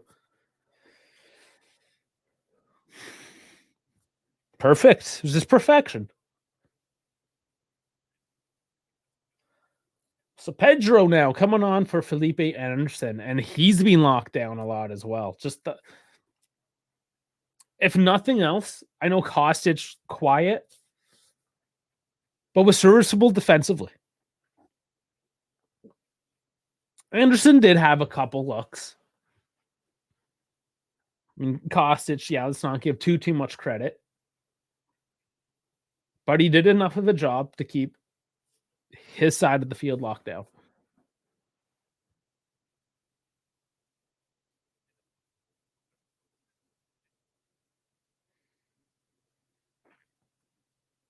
Cambiasso, though, might be some talking points later on as he's come on, gave the ball away for the goal, and it's been very quiet. Rabiot holding off his man. Oh, but Lazio still take it away. Alberto goes down. Here's the feed out to Deuce again. What does he do this time as he's on the right? Way coming in for support. Oh, the cutback doesn't quite make it. Oh, but Juve get it back. Here we go again, Gatti. Jolie will slow it down. Juve in complete control of the game once again. I wouldn't mind actually just see him having a bit of possession now. Alberto pressing up high now. How much left does he have?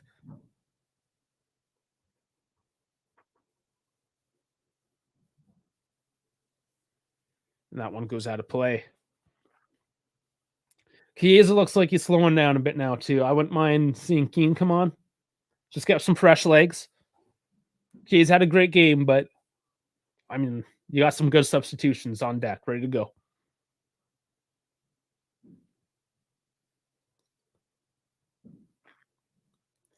"15 minutes remain now. Long ball in. Weah getting held back. No call. That could have been a call, but no call. Lazio. They try to push it up quick now. This game is going to start quickening up from the Lazio's perspective. Oh, and misread, thrown away. Rabiot taking his time now as he dribbles up. Feeds it to Cambiasso on the left. Then cut out as the pass goes back to Rabiot. Lazio trying to hold off now. Cambiasso playing some dirt ball as he throws the ball around, even though it's now given to Lazio. Practicing the dark arts, perhaps, if you will.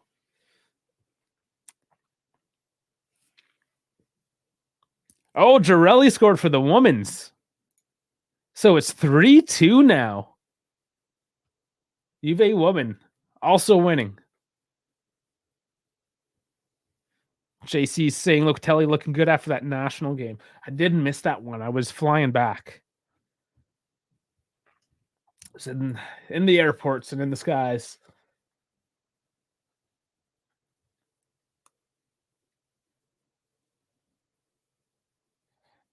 Lazio, they're cut off as they try to look deep.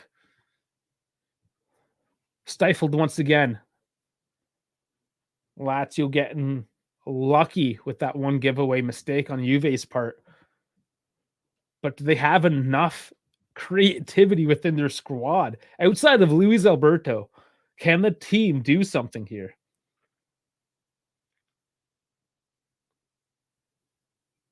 Again, lots of possession, but not in very dangerous positions. It's Cagney looking for something. Fajoli pressuring on. And they just toss it away for a goal kick. Stifled once more.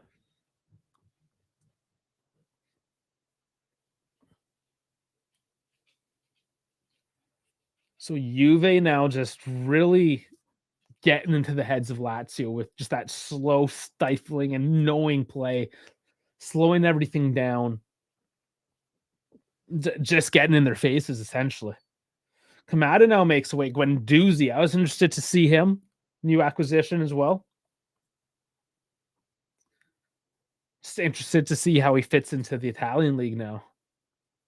One of those players that only spends a couple years at any given team, it seems, lately.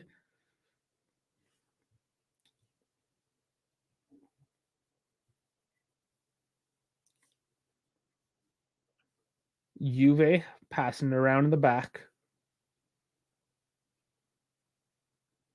There's Alberto running for it again. I think that's what they're trying to do, is take the legs completely out of Alberto with some of these passes. Chiesa now coming up the middle. He's got support on the left. Rabiot, and it's cut out. That's a corner.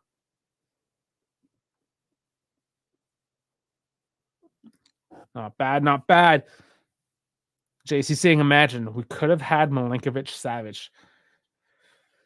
Yeah, how the dominoes fall, though, right? If Pogba, I mean, if McKennie got sold, even if Kostic got sold, yeah, things could have been different, but we didn't sell things, especially early enough on before the Saudis came in. It is what it is.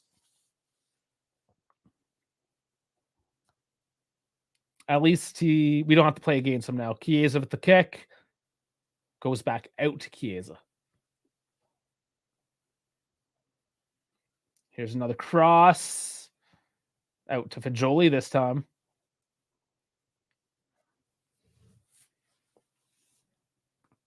But they'll slow it down again. Really stretching out the field. As long as their passes are true and they don't do these silly mistakes. Oh, Fajoli does well to keep it in with a fairly earned pass. Passed around some more in the back line. And you do see now Lazio not pushing quite as much. Starting to use up all that energy with 10 minutes left. And these are the little tactical things you get with Allegri, sorry. It's beautiful from the tactical perspective, but it might start looking a little bit sore to the eye here.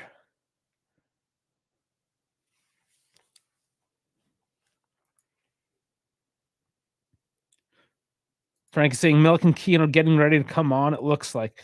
I mean, at this point, come on, just throw on some legs, right? Just to press the guys. Because Chiesa and Duson aren't really pressing anymore, right? They're done. They're just holding back, holding position. Let's get some fresh legs in there to just run the guys a little bit, right?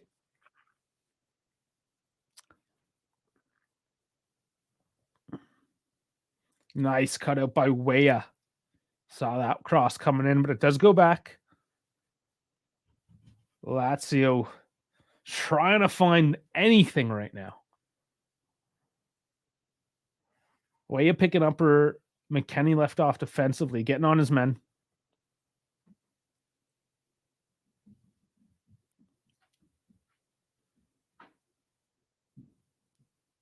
They're looking along the right side for something now, and that doesn't work. Oh, but another giveaway centrally. Alberto. Oh, Gatti cuts it out.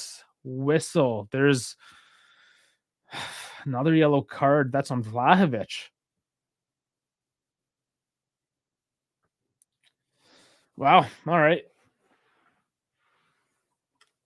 That one's a little further back in the play. Let's see what happened.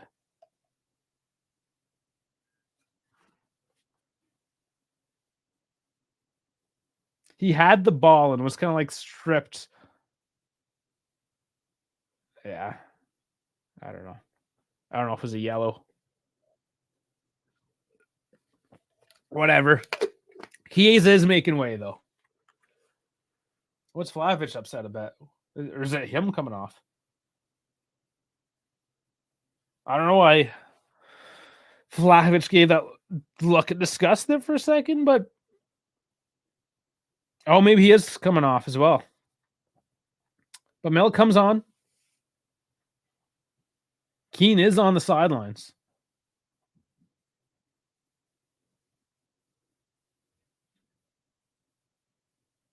Okay, so Dusan is coming off. So that explains everything. It's 82nd minute. I don't know why he's upset coming off. Like, just... I get it. You just want to play the full 90. You want to get a third. The team decision, though. KB's working at the moment. He'll be lurking. Sorry, he'll be lurking.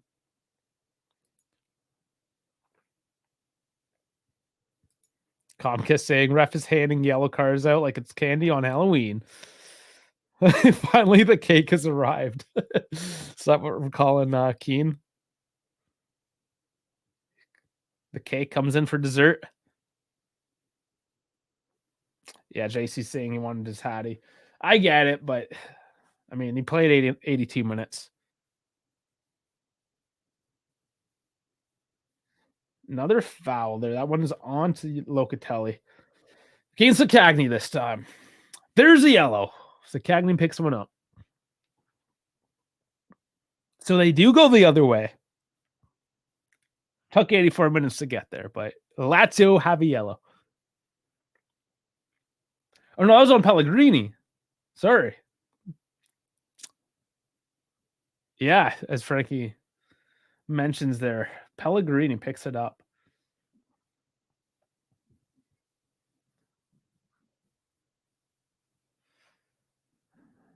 Only Juve and from Juve players get yellow. Is the case today.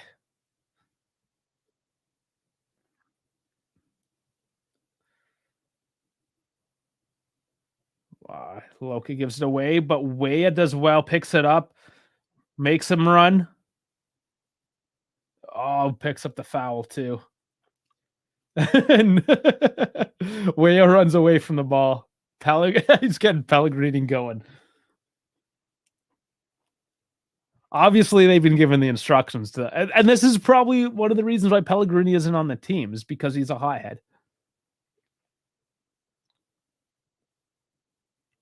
Probably got in trouble a few times with management or the coaching staff. Wouldn't be surprised. We basically gave him away.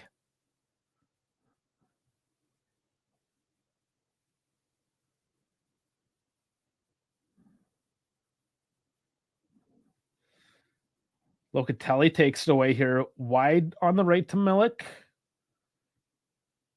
Kind of a sloppy pass, but Rabiot with it. Just going to maintain the control, it seems.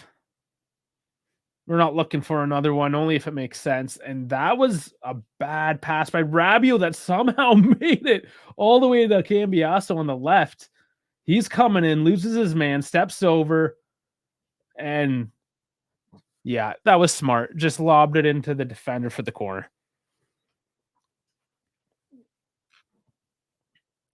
So a last few minute push here by Juve. Just take advantage of it. Maybe a nice big Keane header coming in here. Milk and Keane are talking about it, though. See if they got some ideas. Fajoli's going to take it. Comes short to Danilo. Crosses in. It's way high.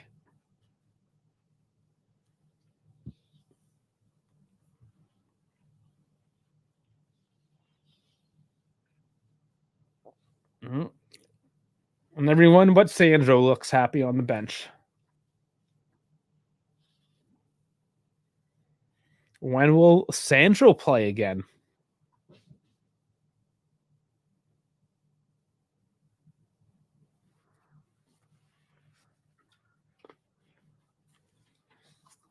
One doozy's looking for somebody. Comes off to Luis Alberto. Has it again. He's marked. Let's see what he does with it. Oh, and Milik, a little theatric, but wins the foul.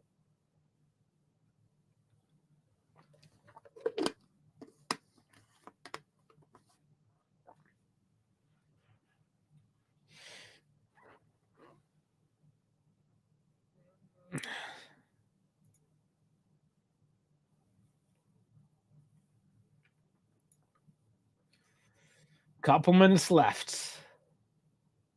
Applause by the crowd. They know this one's in the bag.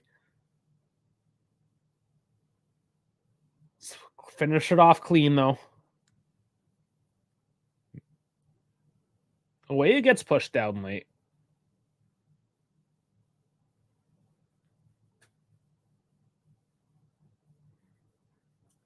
Lazio do look defeated at this point, though. Let's be honest. They know it's over.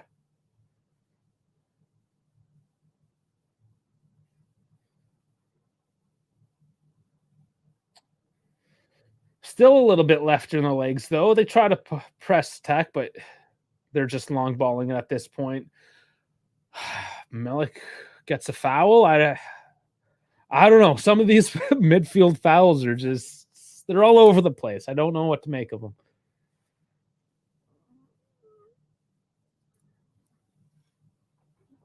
It's like a candy with it. On the left, cuts in. Where's the space? Alberto with it. Caught out by Fagioli. They win it back. Lazio's trying, but cut out by Milik nicely. Fagioli picks it up. And another foul. Less than a minute left. Fagioli wins that one. Just ticking down. See how much added on we get as well. Probably 4 minutes, I'm going to guess. I don't know if we had any 3-1 predictions today at all. I'd have to look back. I don't recall. Keane holding off, doing well. Bringing it in. Cuts it back. Milik to... Oh, Weah can't keep it down. Oh, man. A last-second look. Whew. Imagine. Oh, my. 6 added minutes. Okay. It's a lot.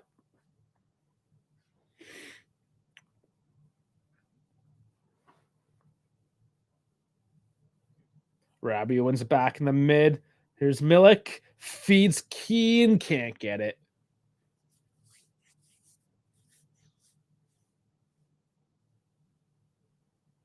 Does Lazio have anything? Playing down the left again with Sakagny. So I don't know, guys. You haven't realized we figured it out yet? Even we took Kostic off.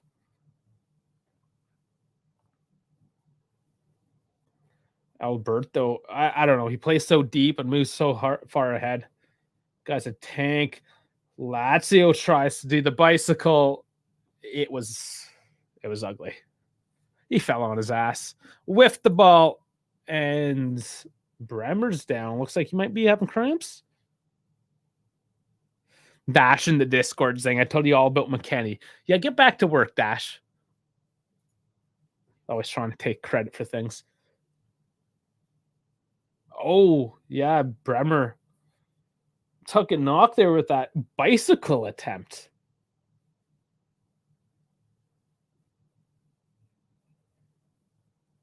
Oh, yeah, that was hard for Timmy.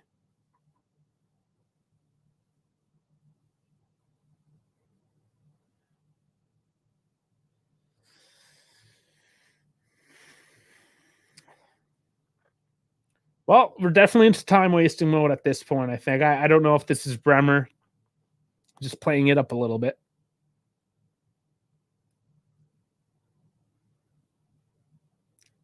He looks like he's okay. This is definitely time-wasting. Not much to say. Like, just let him tick. Yeah, refs tell him to hurry up now. Of course.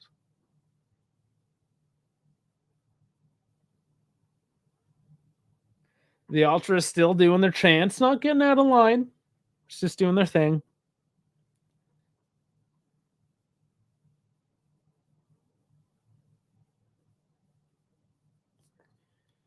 Lazio start the playoff. 3 minutes to do something. Big tackle by Rabiot. It's clean, though. They're yelling handball. Lazio down. There's Rovella. What's going on now? There's a couple little things that happen there. But it is going to be a free kick. Oh, that's Milik going for the ball. I don't know if there was contact there. That's Rovella playing it. Rovella, he knows how to play it up too.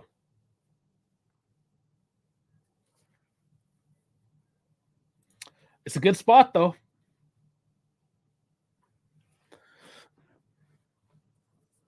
It's what you would expect this late in the game. They're just going to try to reach for any of these little things. They know they don't have the answer to have this in open play.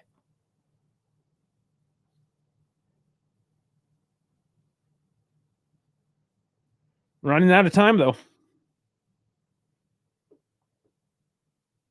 Might be Rovella taking it.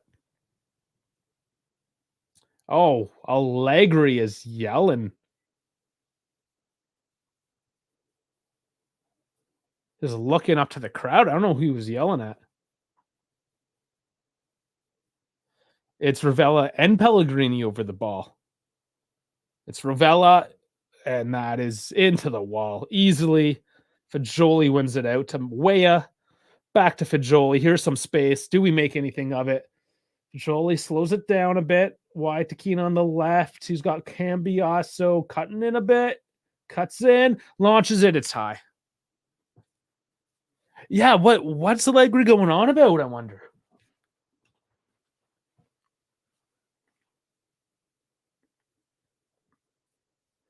Good of Juve to put a counterattack on at the very least, but Lazio, perhaps with the final play, with a minute left on the clock, I would imagine a little bit gets added on with all the theatrics.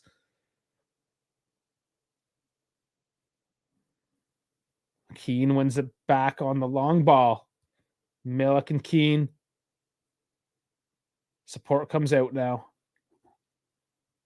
No rush. No rush at all. Final seconds tick.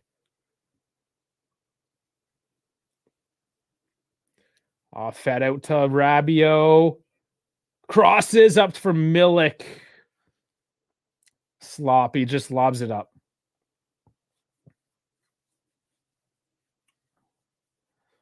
Yeah, it was it was a funny play there. That's unfortunate. Milik could have definitely done better on that play.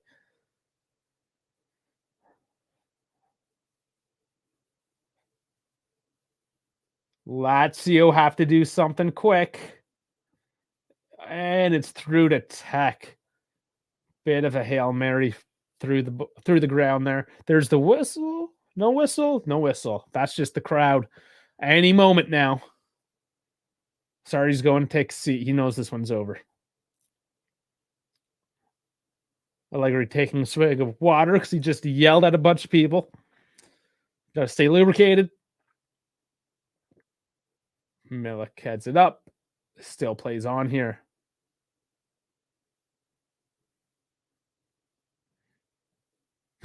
The 3 whistles from the crowd, but not from the ref yet. Oh, yeah, Ellie's saying, sorry, started packing. Yep. Frankie's saying negative Juve folks about to have no content this week. There's that one miscue, the goal. They'll rag on the goal. Fagioli holding off, doing well, getting hauled down, no call. Lazio throwing it forward. Danilo cuts it out. 97 minutes done now.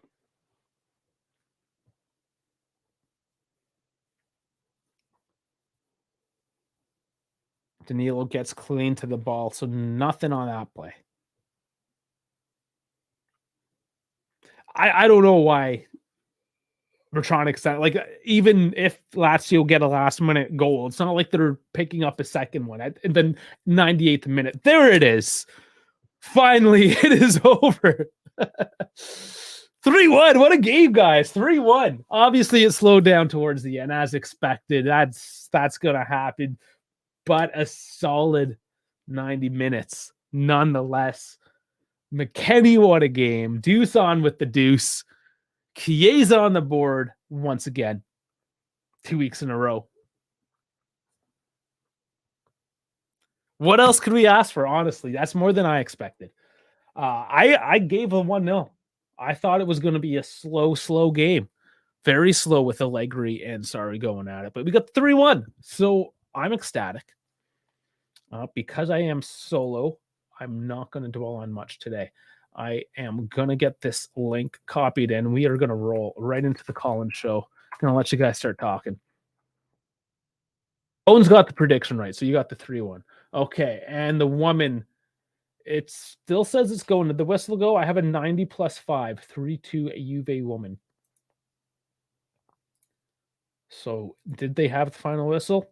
I don't know, but link's up there. So join on in if you want. We'll roll into this post-game Collins show. We got a bit to talk about. We have the game, of course. But while we wait, there's Pogba, there's Bonucci. I don't know which one's worse to start with, Pogba or Bonucci. But Pogba, latest I heard is that he is calling for, it's not the appeal, but the words do escape me. But he's the review. He's going for the review. So we'll see. He's currently suspended. We're going to have to see how things turn out, essentially. Was it October 10th? I don't have any of the information up. Let me pull it up so I don't bullshit you guys. But effectively, he's getting paid minimum wage right now because that's just the labor laws. See if I can get it. So yeah, I think it's 2,400 euros a month he's getting paid currently, opposed to I don't know how many hundreds of thousands that works out to his contract. Probably like 240,000, right? Making 1% of what he was. But that's basically it. So we think, or from what we understand, it's something that happened when he was in Miami, getting treated by his doctors over there. There's some sort of topical cream. Might have testosterone, gets your testosterone to spike. I don't know. He got caught for doping, for high testosterone levels. Obviously, not all the fine details have been released. That's what we know of the situation.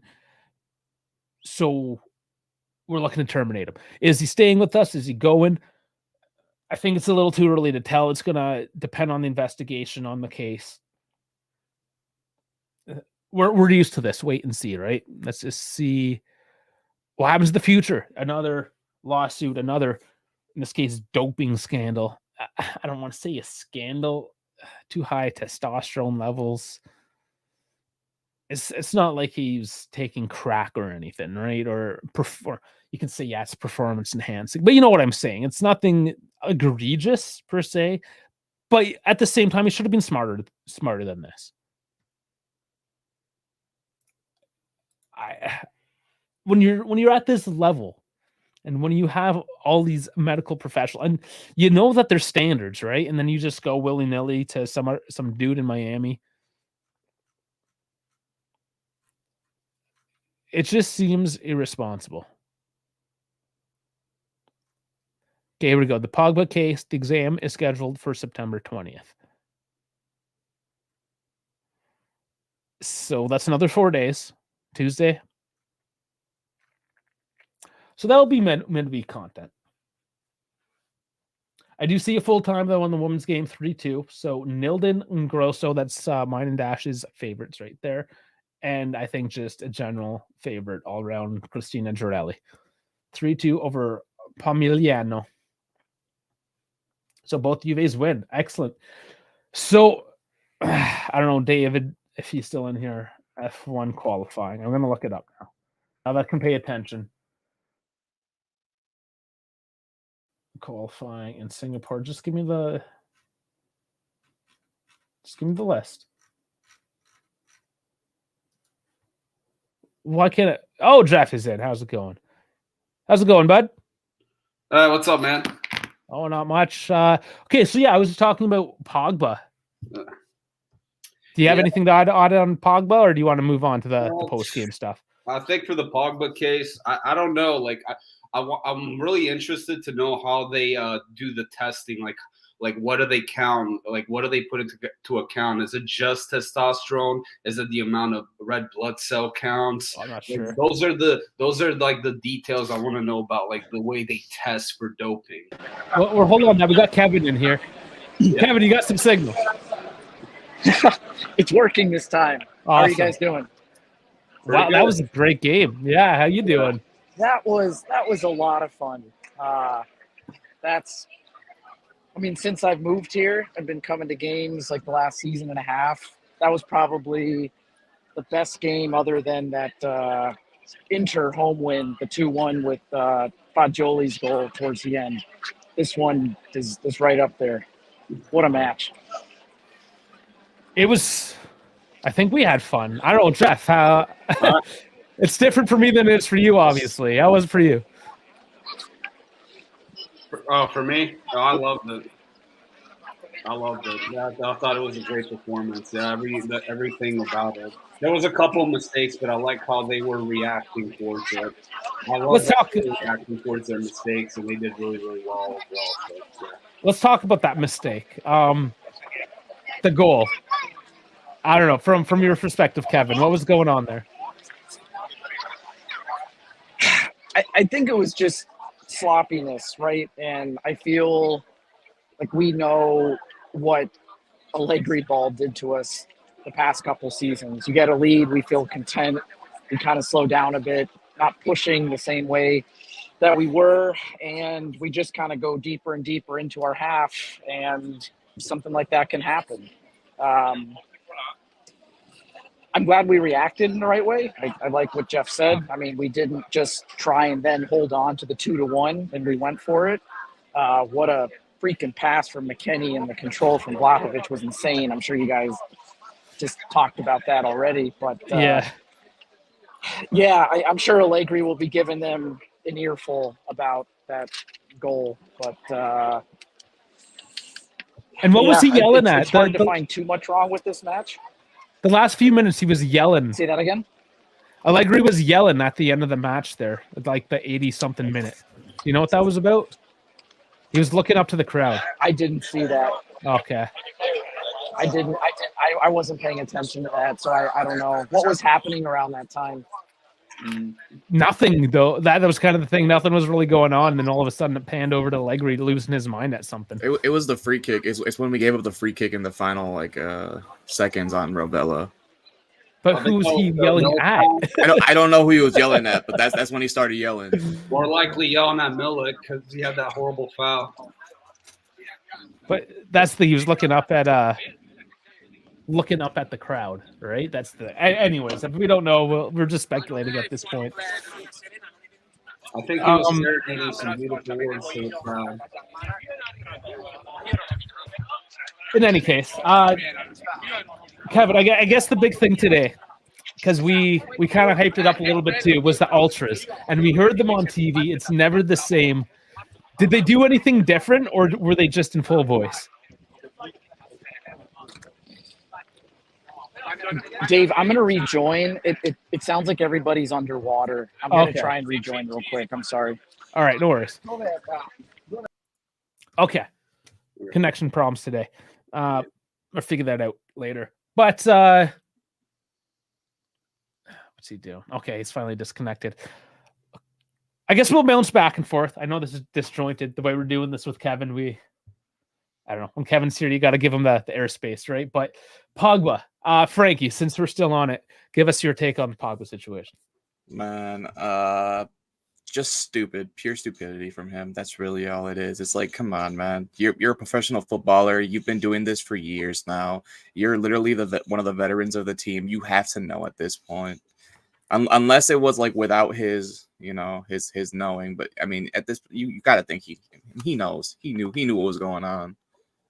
Yeah, it makes you question things, right? It's not an isolated incident. So it's just like, man, again, really?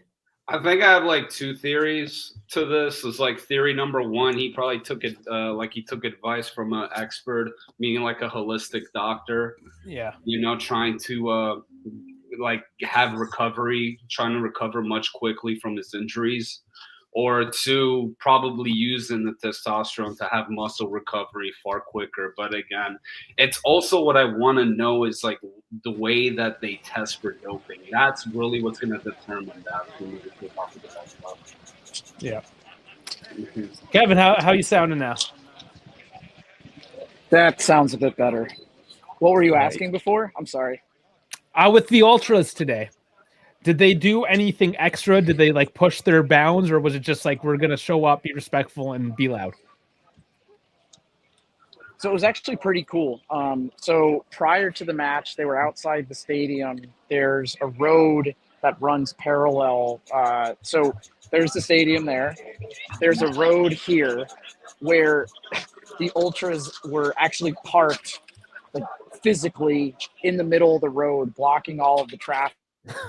Nice. Singing and just with the flags, and like the police had to divert traffic, so they were there for a bit, and then slowly they started marching towards outside the stadium, and they continued to play drums, use megaphones, sing a lot of the different songs that they have. It was awesome, a lot of energy, and then they took it into the stadium. And we've seen this before. So it actually happened at the Milan game last season, where they staged a similar thing with this gathering outside the stadium. But then when they went into the stadium, they stayed silent. So it was kind of this protest to show what they're capable of bringing. And then when they get into the stadium, they stopped. So they were very clear this time that they wanted to bring the atmosphere into the stadium. But then for the first 5 minutes, they did nothing. And that was intentional.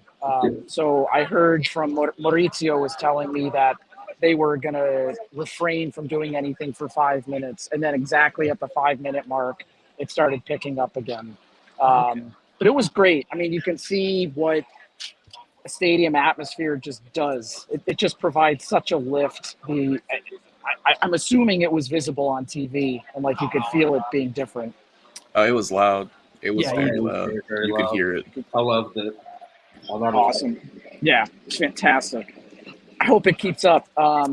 There were many more flags inside the stadium than normal. So I don't know if they're relaxing some of the rules, because there were flags of a certain size that should not be allowed in there based on the Allianz rules that aren't the same in other stadiums. So I don't know. Maybe it's a good sign of things to come. Maybe it's a flash in the pan. We'll see as the season progresses. Yeah, and Ellie's asking if it's a one-time thing or if they'll continue. I guess we don't know that for sure yet. We don't know, and it's hard to know who's actually making some of these decisions, because sometimes I see stuff being posted or I hear stuff from different groups that they're going to do something or not do something, and then it doesn't follow through. So I think part of the issue now with how everything has happened, it's hard to know like who's actually making decisions and who can enforce things. So I don't know. I don't have a good answer for you. I have a question actually. You said about the flags. You said about the flags not being appropriate. Elaborate on that, because I don't have any idea. Because I like literally people were saying it was not appropriate. Is there like the words or the jing? So there's a couple of things. So one, they do have a limit on the size. So like if you look at probably the best example is that like you're at the Stadio Olimpico in Rome, like you see the flags at the sizes that they have at Roma Lazio matches. It's an amazing atmosphere. Here it's somewhat banned. of a certain size. So that's one thing. Second thing is anything related to like logos, political sentiment, anything that could in any way, shape, or form be interpreted to be like politically incorrect. Like when you walk into the stadium through security, they look at everyone's scarves and everyone's flag to see if there's something potentially written on it in a certain way. But there were definitely larger flags, a lot more stuff in there today. So it was different. It was different. You're Say definitely hi. gonna watch out for Lazio's flag. Hey, everyone. Luigi. And a couple other guys I think I've seen before.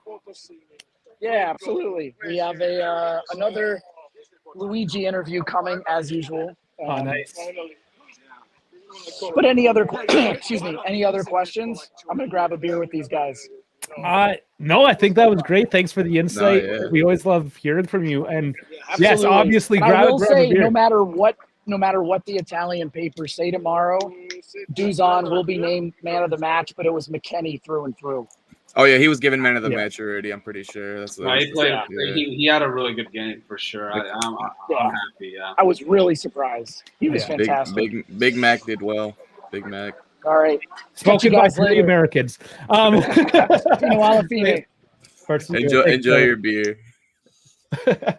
No, I kid. McKennie did have a great game despite it being verified by American fanboys.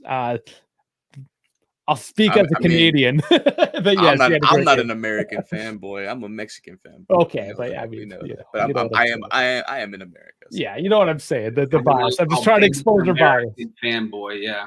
I'll pick both. Okay, so I mean, I think that was enough on Pogba. It's ridiculous. We still don't have all the answers. We'll move on from that. The next thing is please like and subscribe and do all the thumbs up thing because it helps the algorithm, helps really push this out. So please do that. But we need to talk about Bonucci. My God, Bonucci.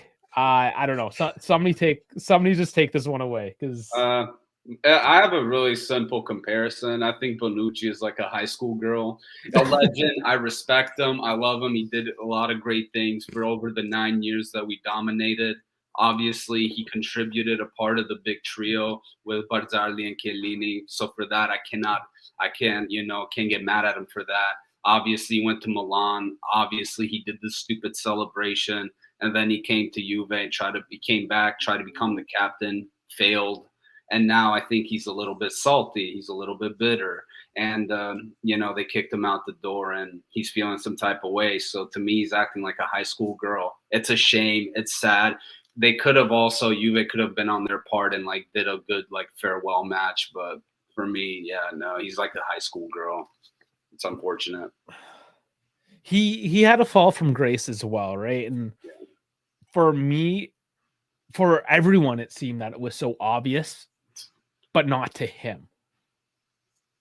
And it's like, how full of yourself are you that's what he's claiming, at least, that he didn't see that this was coming. Like we all saw that it was coming. It was so obvious, right? We talked about it so many times, but apparently he had no idea. Like, come on, man. It's ridiculous. Oh, Frankie, what's your take?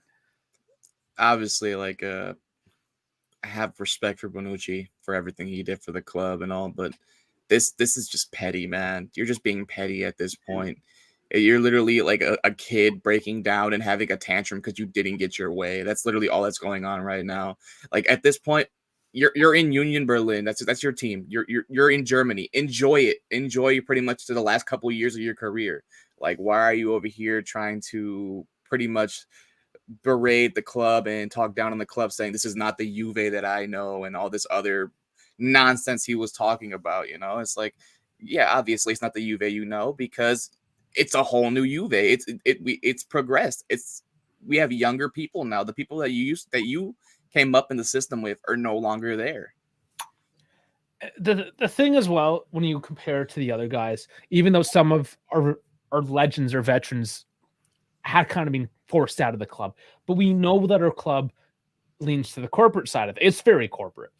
Yeah, it's business minded. That's all it is. So this is sometimes you have to cut your ties, right? You cut your losses. I mean, we still give him the pat in the ass, whatever.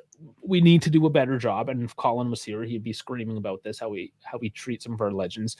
But you look at some of them and how they still showed grace as they left, as to not burn those bridges. You can even, and it's not even as bad. You look at De Ligt and how he kind of talks shit about Juve after he left. And even though he's just talking a bit of shit, he didn't do anything serious. He's not suing the club. But how much respect did he lose from the fan base by doing that? Oh, loads. He lost loads of respect. People are just making fun of him now that he's getting benched by Upamecano and Kim. He's literally getting benched by like the secondary center, like pretty much the second string center backs now. Like, yeah. Dude, he's gonna get memed. I think the fame got in over his head. I think he still has a lot of potential, but I usually don't like this when the youngsters, predominantly like the 18, 19-year-olds, get compared to like a former legend. And then, the ego gets in their head and then they just kind of become complacent with their performance and then they start not doing as well. He also has to keep into account that like De Ligt's best performance was under Allegri. And then, after he left Juve the year after that, he starts talking crap. But that's insane to me because he didn't do that well under Sarri and he didn't do that well under Pirlo. For me, he did his best under Allegri. And then after that, he was pretty much talking crap about how he was handling, how Allegri was coaching the team. So that thing I didn't like that much. So that's my thing about De Ligt.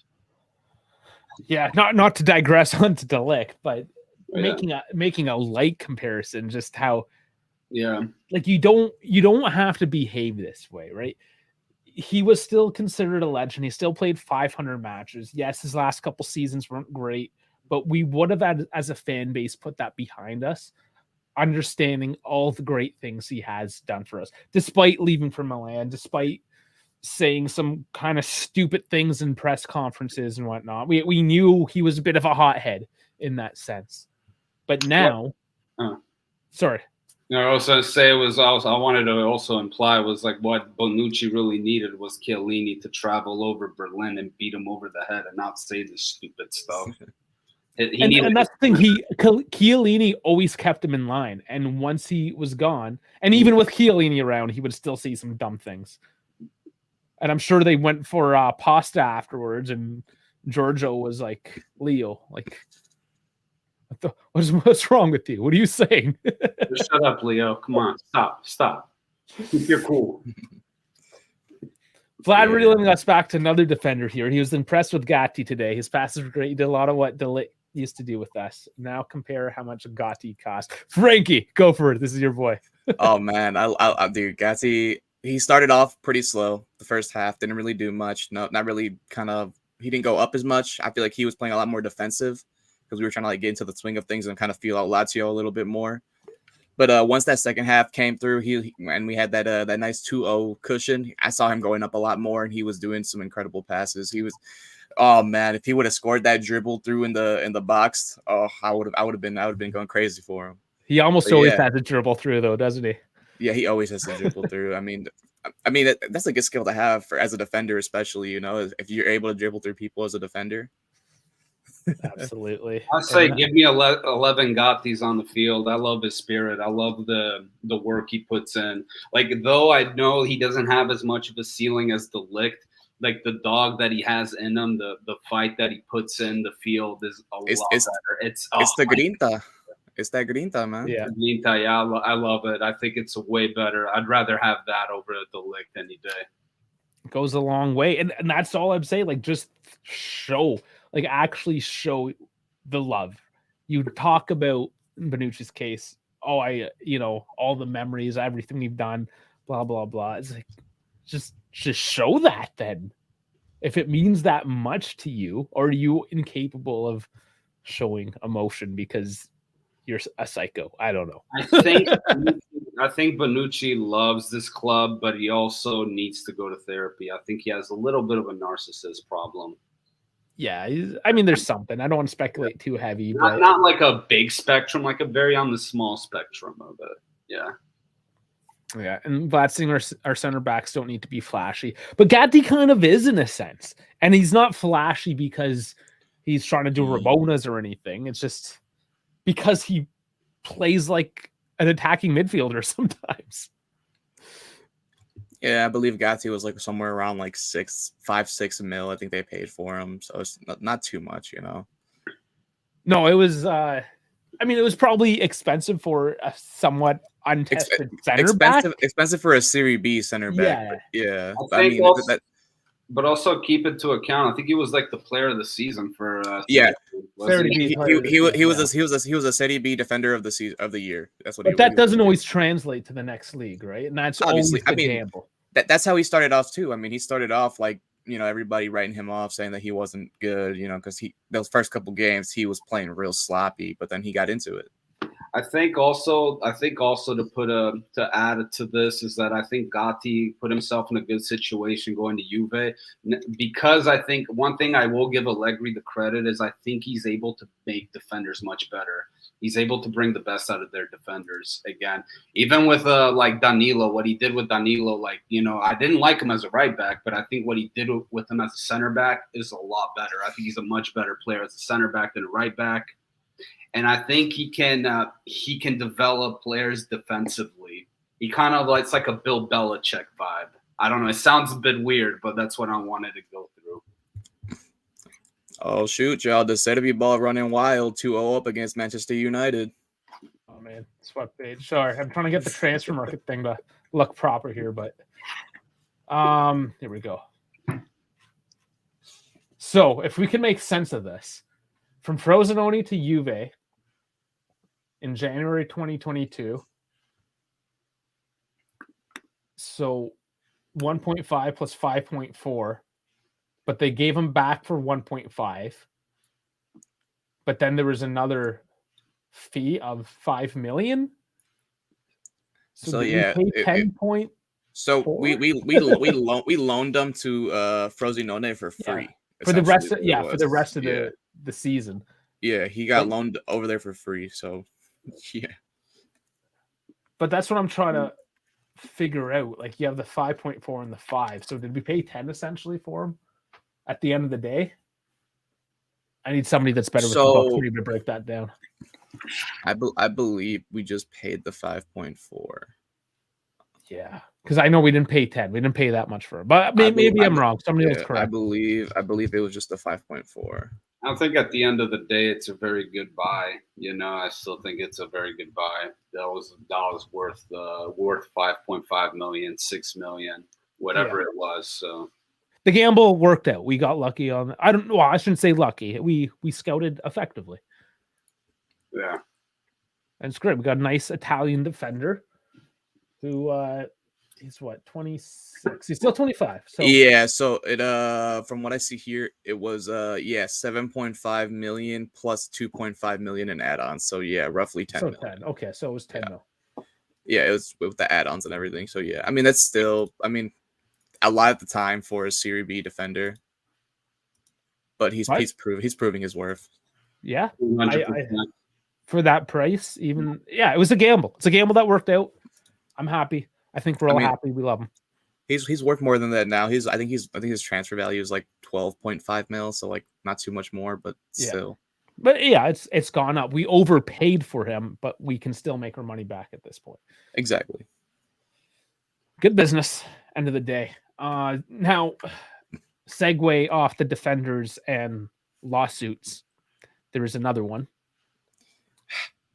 Ronaldo. I've seen it. Ronaldo is suing for 19 million. You gotta be fucking kidding me. I just heard this right now. I didn't hear this until you guys said it. Okay. Well, I saw it on X. So I was like, yeah. So this goes back a bit to last year, at least, when it came out that they were cooking the books, essentially, right? And that through COVID, they promised to pay for this many months. I think it was 3 months. They only paid for 2 months. So Ronaldo was missing out, I guess, a month's worth of fees. I don't remember precisely the breakdown of the 19 million, but that was his loss of fees that he was owed essentially through this cooking of the books. So he's basically suing Juve now for that 19 million. The details again will come out more so as they're presented as evidence in court. But I mean, that's kind of a kick in the nuts at this point, right? And we don't know if that money goes towards their actual transfer money and gets counted towards the financial fair play, or if it's just a straight business expense. But anyways, Jeff, you're just hearing about this. Let's give your like firsthand reactions on it. What the fuck? I don't know what to say. Oh my god! Like, it's like one after another. It's like a nice little domino effect. Like, God, thanks. I gotta say thank you to Paratici. Like, you're amazing. Yeah. You're amazing. You literally found a way to like build everything we worked hard to build for 9 years. That you just like threw it on the ground. You're like, fuck it. We're going to mess shit up. We're going to go all in on the poker chips and say we're going to win the Champions League, get Ronaldo, and then buy some cheap midfielders so we can help them. And then expect great results. Yeah, no. I mean, to one degree, I could understand Ronaldo, but then on the other degree, I'm like, bruh, you're making $400 freaking million in Saudi Arabia.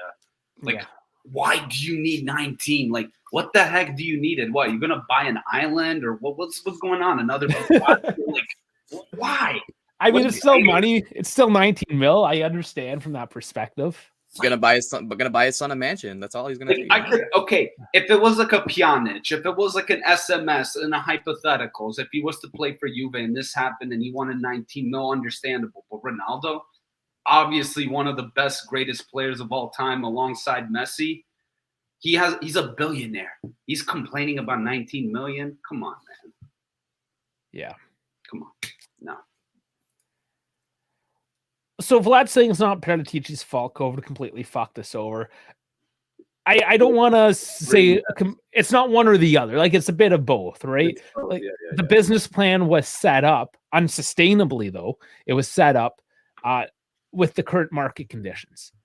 Now, obviously, the market conditions changed, but that was a risky move, and they knew that they were putting everything on the line. And if you watch the Amazon All or Nothing, he's even bragging about it on how he convinced the management to do this. Like, oh, I came in with this crazy idea, and they were basically going to tell me to go screw myself, but I convinced them, and there we go. Yeah. We just spent hundreds of millions of dollars on Ronaldo. As I previously pointed in, it was like literally we want so much. We're like, screw it.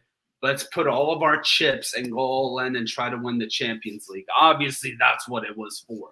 And when you get to the finals, like you just your consistent performance, essentially, right? In the Champions League, year after year, tasting victory, but letting it slip. At that point, you don't do the full rebuild. The only step forward potentially is to go all in on somebody like Ronaldo. Obviously, market conditions completely changed. That first year, it didn't work out anyways. Again, there's too many moving parts, right? You can't just slot in a Ronaldo. I can't believe we got down the whole Ronaldo thing. We're talking about this again. Regardless. No, I'm only going to bring this one time. And for what I've only learned about the Ronaldo era is simple. If we're going to play attacking football, if we're going to have like a prime, like a good number 9 striker, like an elite level goal scorer, we need to have a good sustaining midfield to be able to create chances for our players to have goal scoring opportunities. And I'm not just saying that Ronaldo hasn't scored goals, but I'm referring to the games that are needed the most. Like, if we had a creative midfielder to be able to play against Porto or against Lyon, the games that we lost, obviously, or against Ajax, then we maybe Ronaldo would have had more chances to score. What I'm saying is that, like, if you've seen Ronaldo, he's been like exposed to some of the like really good midfielders. In Man U, he had Paul Scholes, which is very underrated. And then if you're going to Real Madrid, he had Mesut Ozil, Xabi Alonso, Toni Kroos, Luka Modric. Yeah. And he had these players at his disposal for him to create more goal-scoring opportunities to score. With a Bentancur and a Rabiot, granted, Rabiot's been playing a lot better these past 2 years. is he's not going to be scoring as much goals as he would in Madrid because he doesn't have that support, even with Messi. To say, even with like he had Xavi and Iniesta, and he was able to do all those great things. To play attacking football, it's like the Louis Vuitton or the Gucci of formations of the starting 11. You need to still have a good supporting like system, and that costs a lot of money, my man. So for me, just buying one player and expecting everything all on him is just insane. That's it. Yeah.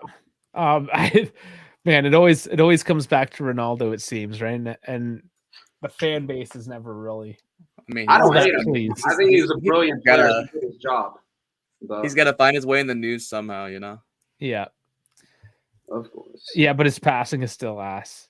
But then you say Rabiot. Are we just talking about Rabiot's passing? He's talking about Rabiot's passing, yeah. Yeah. Okay. So we got a Vlahovic quote after the game actually now. This year we are angrier. We have unfinished business. Last year I wasn't well from start to finish, but I'm not looking for excuses. He's talking about Pogba. He's a friend of mine and a great player. I wish him the best of luck. All right. Where's that source coming in from? Is that the press conference? That's from the Zone press conference thing. Okay. I know very it's not nice. going to be from Gazzetta dello Sport because No, it's from the Zone. It's from the Zone. I actually trust the Zone. like stuff like this doesn't surprise me. Being in the U.S., like watching American media, this stuff like this is no surprising to me. So yeah. And I'll just show the standings as well. Provisionally, we are in first. So Inter and Milan They are play each other. they play each Actually, in a half hour they start. So, I mean, if they pull out a tie, we're tied in first place Awesome. with like Juve, Inter, Milan. Yes, which is 4 honestly games in. which is very possible. It is very possible today. Yeah. So interesting. Stay tuned to that. That can be very exciting. Yep. Oh, yeah. Even so, I mean, worst case, we're coming out second place after the fourth week. So right where we should be, honestly. Yep. Napoli plays Genoa today. Oh, go ahead. Because Lecce is up there in fourth technically right now. They play Monza tomorrow morning at 8, which honestly they might lose that one. Monza. Yeah, Monza's we'll been see. surprising. Monza's been surprising, man. Yep. But yeah, Genoa, Napoli, Cagliari, Udinese, Monza, Lecce, Frosinone, Sassuolo, Fiorentina, Atalanta, which that could be interesting. That that's for that like 5th to 7th place battle. Roma, Empoli. Roma needs to start doing something, so they should take Empoli at home. Salernitana, Torino, and Verona, Bologna. So it's weird when we play the very first game and we're just waiting for the other It feels very odd because like I'm used to having to around like it's like usually like 2:45 my time. It's like when I think it should be definitely a 2:45 match, or like the main event match. I mean, this was pretty much or at least if not the main event, the 12 o'clock match, and then the Milan Inter should have been the 2:45 match. Yeah, that for sure. But even because you have Sunday, Napoli. So I get because it's Champions League. Lazio, that game is going to be played on a Saturday, right? And then Inter Milan, but the two Milans, okay, it makes sense. Play them on the Saturday, but yeah, to have the earliest game for this one, I don't know. The Genoa Napoli game should have been the first game. I'm sorry, but yeah, that should have been the first game. Yeah, for sure. Yeah, man. When was the last time we topped the table? Yeah, it has been a long time. It's been a minute. Yeah, that's actually a good question. Somebody pull that one up for us.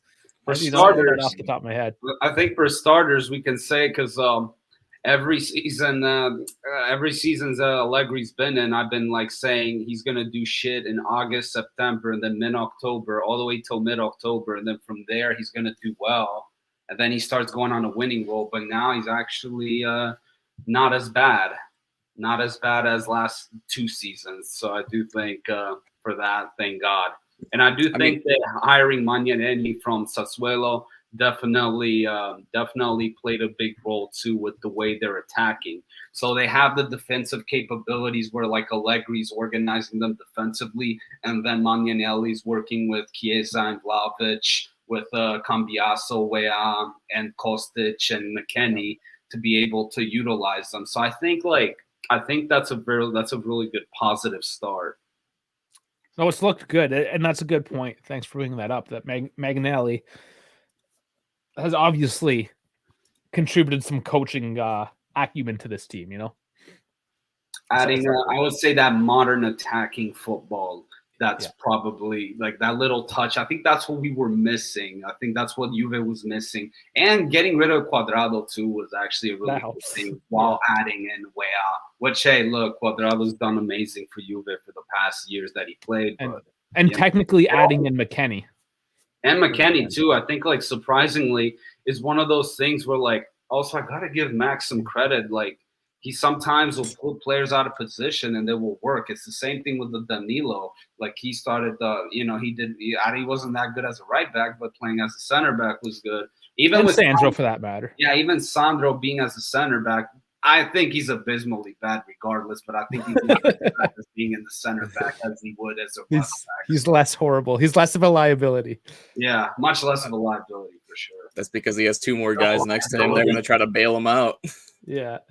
But again, with the left flank actually pushing up offensively, it has allowed Sandro to be a defender and not have to move up the field. So it's worked out in a sense. Yes.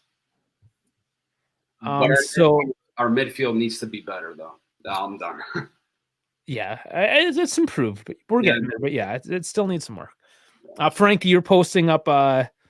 What is this? Something on McKennie up in the Discord? Yeah, so it's a CBS Sports, like the post game. They're pretty much they were doing it during the halftime show too. It was like the post game. They've just been praising McKennie, and that's that Americanism right there for sure. Yeah. Well, that's guys, CBS check out the Sports. Discord. Definitely join the Discord to get those kinds of feeds going on, right? We can't put all that stuff up here, so it's nice to have it. People may be controversial saying, I like Philip Kostic today. Good replacement for Sandro, my boy. He's not really the replacement for Sandro I guess in a sense you can. Not really. He's a good replacement for Cambiaso, but yeah. It's more like he comes on kind of like after Cambiaso. It's like starting usually, but yeah. I actually really didn't like Kostic that much today. I thought he was just kind of like bang average, except for like a couple of good stops he had. He had a good shot. No, I thought he did fine. But yeah, he wasn't the best. He was just kind of like okay. As long as he does his job, I was fine. I think Bones was saying earlier, like Loca. I thought Loca did really well. I hope he continues this trajectory. He doesn't get enough credit because of the style he plays, the role that he's performing. Yeah, it's the position he's in where he has to constantly rotate out from the midfield back into the defense, back into the midfield again. People just don't give him the credit for it, and he's gonna get hate regardless of whether he played well or not. They're just gonna say, "Oh, he didn't even show up."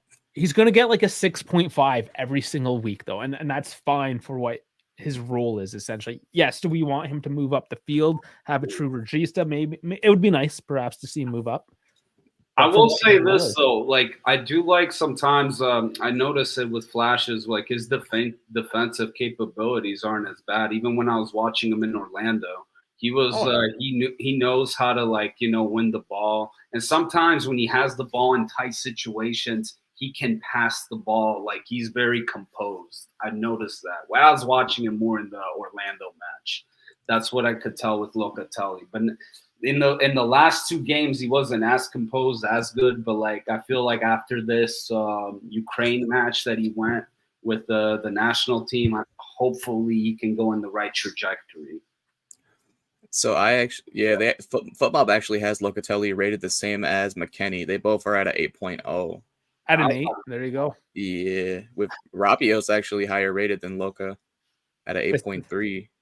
Jeez, they were just throwing out 3-1 win. They're just throwing out what did Cambiaso pick up? Cambiaso actually was one of our lowest rated with a 6.3. Timmy Weah was actually our lowest rated with a 6.2, but he He didn't play that much. He came in late. Cambi also gave the goal up, right? I would That's why say it's take that rating with a grain of salt. No, of Yeah. course. It's just reference points, right? And Lowest defender was actually Bremer, though, with the 6.8. he didn't have his best game. And they did give Vlahovic the man of the match, according to FootMob. But yeah. It's With a hard not to- 9.0 it's hard not to. rating. That third goal was beautiful, like because I did not expect that from Vlahovic, because like his first Nobody. touches are usually crap. And Nobody then he expected that. tested that perfectly. He touched it and then just shot it. I thought it was beautiful. I think It was. if he continues to this, he could be the top scorer, if at least in the top 3 goal scorers in the league. So With the way Immobile is playing right now, I doubt it's going to be Immobile. I doubt it's going to be him. I doubt it's going to be him with the way he's playing right it's now. going to be a fight between my predictions. Osimhen's going to be they're fighting for I it. think the top 3 predictions for me will be Osimhen, Lautaro, and Vlahovic. It's probably a pretty good call. Yeah. That would probably be my take. I don't think it's going to be Giroud either, and Leao's not. Yeah, I don't think Leao's going to be scoring If Abraham was healthy, I would put Abraham in the mix. But Nah. And I think with Mourinho, a lot of their players are very injury prone. I think they're having a lot of injuries. Is it Mourinho or the Stadio Olimpico? It's the Olympico, man. It's the Olympico. It has to be. I wouldn't want to play on that stadium. No, I'd cry, dude. But not as bad as Macedonia. Yeah. That was disgusting. Our former Juve boys actually horribly played for Lazio today. Very, very low rated. They actually, and you could even see it in the game. Pellegrini was getting cooked on that left-hand side. Rovella, he came in like I think somebody said in the chat too. He came in kind of hot, but then afterward he just like faded into the background. And I mean that's the thing. People were so upset, and I understand why. But you have to sort of trust the management as well, that they see things that we don't on the training pitch. That mentality, just even how they react at dinner or traveling on the bus, all these little things, right? And I think with those two, Rovella and Pellegrini, you can just see today they were undisciplined. They got easily rattled, and you don't want that on Juve. That's not the type of player Juve is looking for. That's why these players kept on getting loaned out and then eventually just sold to Lazio, because they were the trashy enough team to take them. You know what I was gonna take about this match after this Lazio Juve match, what I was thinking before coming here, it was like the theme of it was for the Juve management is composure and patience. Lots and lots and lots of patience. Because like I think normally if this was a Chelsea or a City or a PSG, players like McKennie would have been out. Players like, Rabiot would have been out. Allegri would have been out. And they kept them. And I guess it's kind of paying off, because I didn't want them either, like 2 years ago. So gotta appreciate the long game, right? Yeah, the patience. And that's what I've been trying to remind people of, is when you're in a rebuild, it takes 5 years. I think we're at the 4th year of the rebuild. Mm-hmm. And our rebuild has not been a true rebuild. We've had to reset a couple things. Last year was a mess. I mean, we're finally now, if our trajectory continues at the 4-year mark, starting to do something sustainable and enjoyable. So patience. Definitely. Yeah, but like you said, definitely composure, especially with all the stuff going around the club, obviously outside of the game. This was a very, very good win with a pretty good tactical game from Allegri. And that's actually a good point too. We saw that last year where some of these things on the outside affected our play on the pitch. And 2 lawsuits and a doping ban in 1 week did not seem to affect us. Yeah, definitely. I mean, we praised Allegri for this last year too, saying, with all the stuff going on outside of the game, he still handled the ship pretty well. Yeah. And he's doing it again. I mean, as much as you can say, oh, Allegri this, Allegri that, he's consistent when it comes to dealing with outside interferences in this game. And I mean, that's so much. And I mean, you have a good boss, a good coach, a good whatever. superior, whatever you want to call it, if you don't notice the bullshit. Like that's their job, is to deflect that so everyone else is able to do their job.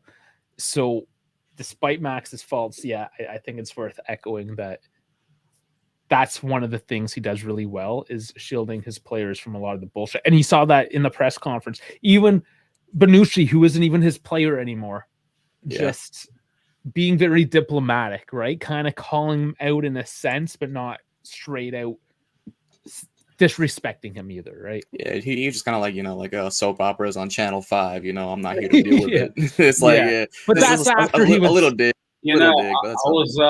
I put it on the chat in Bepe's live a couple of days ago for the Allegri pregame conference, and I said something like, I think Allegri reminds me of a politician, like a kind of politician. The way that like he handles himself in the conference, he knows the BS, the whole like journalist BS game that goes around. They try to always rattle him, ask him the same questions. He always gives them the same answers. Doesn't get rattled too much.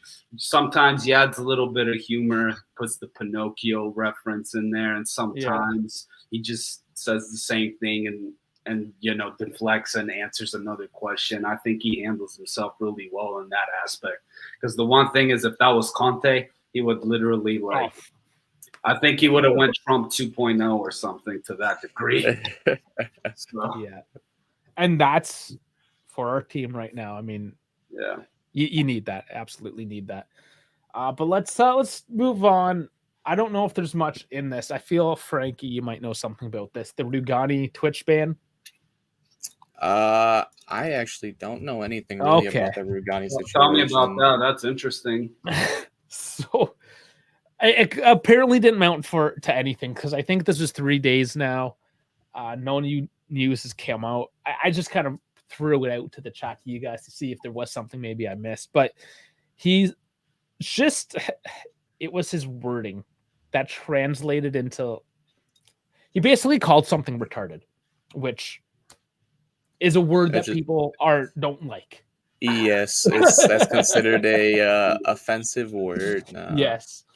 I was trying to beat around the butt. I mean, it's basically what he said to translate into English. So pretty much what I said about the Interistas, about the little chromosome joke, but obviously I won't use that again. But I get what you're calling. Similar lines, yeah. I mean, you got to be careful, especially on social media, using these terms. Man, like there's like a line. Obviously, I know, like with the whole free speech thing that goes on. Like obviously, there's a line. Like we gotta use common sense and know when to read between the lines of what things are contextualized as. Like using the R word and like saying, oh man, that's a bad thing, like you're offending other people. I just don't think that's as bad. Like obviously, like people understand the context. Like when you're saying that, it's like saying, hey, you're normal, but you're acting like an idiot, pretty much. Yeah. Like, that's the context. If people can't even read that, it's like, what the heck? I think this is the algorithm though, right? Like the algorithm just picks it up. So even me saying it here, it could like pick it up and I'm like, oh, we're demonetizing you, blah, blah, blah. I mean, I think the whole how YouTube acts is very, very weird, because like there's another YouTube channel. Obviously, it has nothing to do with soccer, but it's the Fresh and Fit podcast, and they have said incredibly unhinged stuff. Like it's to the point where like I don't even know how they didn't get demonetized and how they didn't get like banned sooner. It's like recently, and that to me does make no sense. Like obviously, there's more to this. There is more to it, and you never fully understand it. And in a lot of cases, if you're not just like straight out just being egregious about things, and you use it with a sense of satire, if the platform is making money, they're not going to really do anything until there's like legit complaints. I think that's part of it. But I also think it's like the more Twitch viewers you have, the more subscribers you have, the more money you're able to bring into the platform, then you're going to get away with half of the crap. It's the same thing with the Fresh and Fit guys. And then if we go to the Twitch streaming, you have a Hasanabi guy that like literally all this guy does is talks crap to Okay. his chat. So Literally all he does. So it's like, yeah, nothing happens.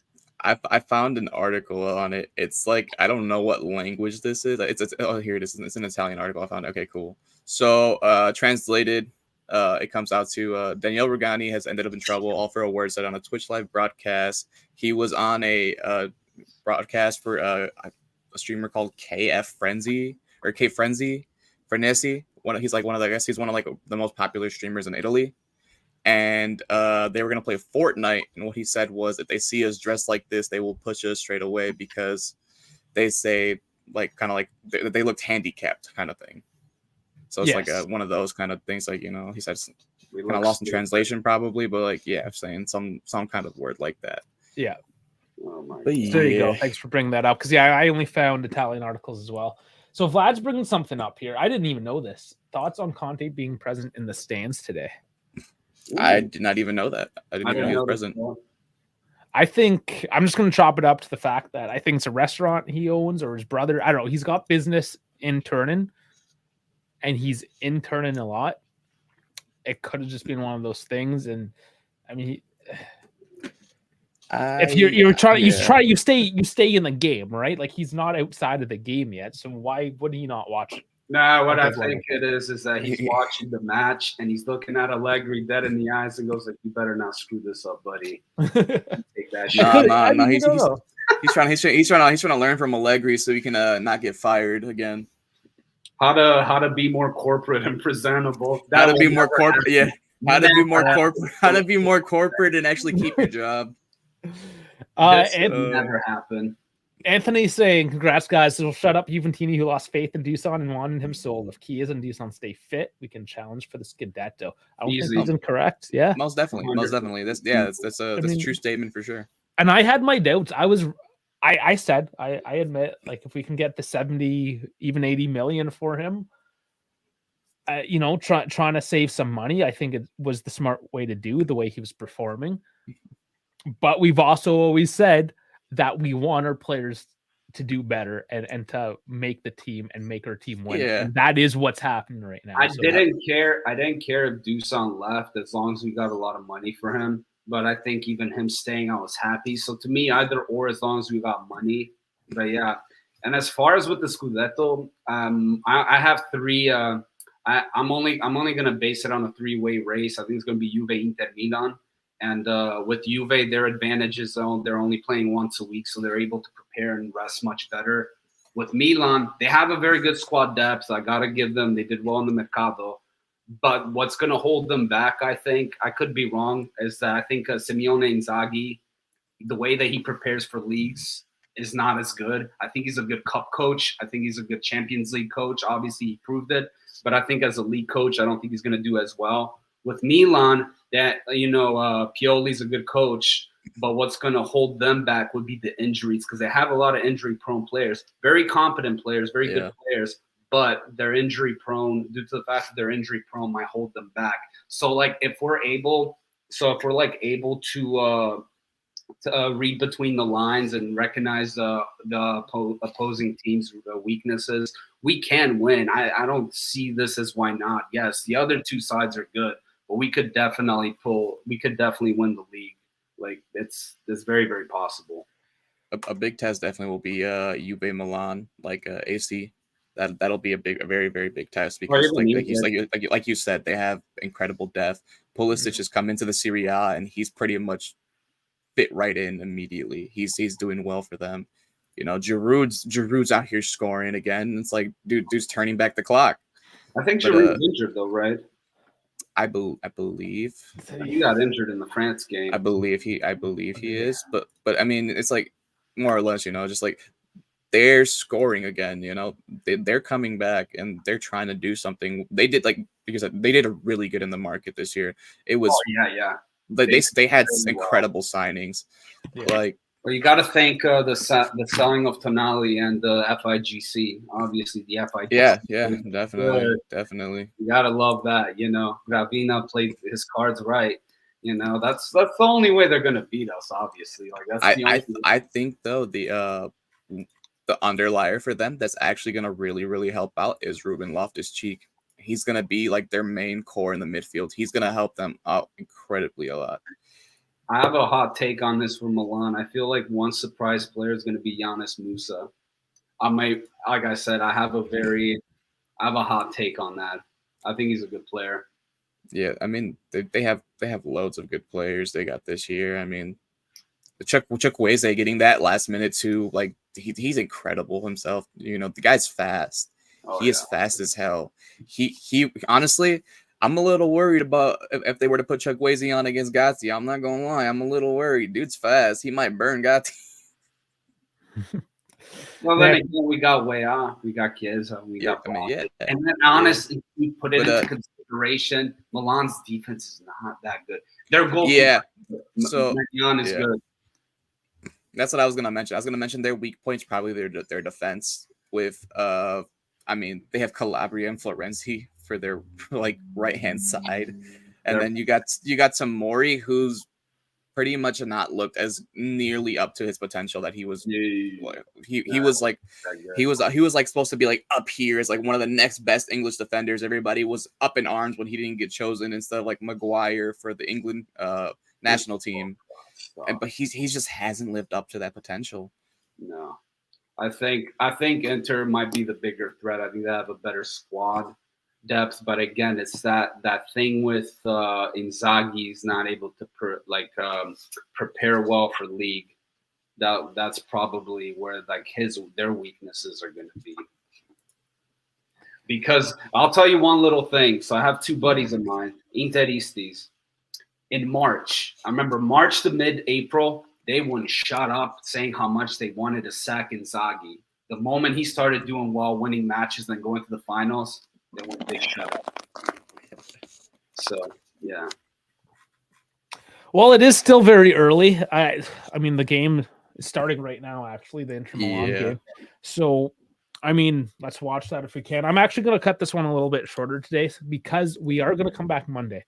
And Monday we can recap a little bit, talk a bit more what happened throughout the weekend, particularly this Inter Derby or Milan Derby, rather. Sorry. Oh yeah, I'm most definitely throwing that one on. Yeah, gotta see how that one pans out. So yeah, and especially because I am solo today, and I mean it's early. The crowd, we still have to live our days today. So this one I will make it a little bit shorter. Oh, you're good. Yeah, Aaron, did you guys have any last minute anything you need to get off your chest before we kill it? Not really. I mean, actually, kind of like I guess Anthony's kind of like talking about Lukaku replacing Vlahovic. Only person I would be happy replacing Vlahovic if we were to have sold him would have been probably Jonathan David. Yeah, that would have been that probably would have been the only one that I would have taken. And he would have been a bit cheaper. For me. Okay, for me, I would have said Alvarez from Man City. If we could have, he would have been too expensive. He would have been too expensive. Realistically. All right, guys. Yeah, that's it. Thank you, Frankie, Jeff, for joining. It was a great 3-1 win today. Great post game as well. And yeah, Monday. That's what we're gonna look at moving forward. Is instead of Dash was trying out the pre-recorded the week match day mixdown, we were calling it. I think we're just gonna do a full fun day Monday. I just said that. Monday. Oh boy, we'll have a fun day Monday. Yeah, we're gonna just break it down and go on the live. We're gonna chat it up and just talk European football in general and of course the Juve. Yeah. Thanks for having me. Yeah, thanks everyone. Fantastic being on. It's time to hit the soft beat and roll this one out. Peace out. Peace out, everyone. Thank you so much. Thanks everyone for joining. That's on Monday. Be there. We're gonna hit this up. Beautiful day. Still early for us North Americans. Catch the Milan Derby. Catch the F1. It's a great weekend. Juve woman won as well. Love you all. Forza Juve. Fino alla fine. Until Monday. Peace out. Love you all.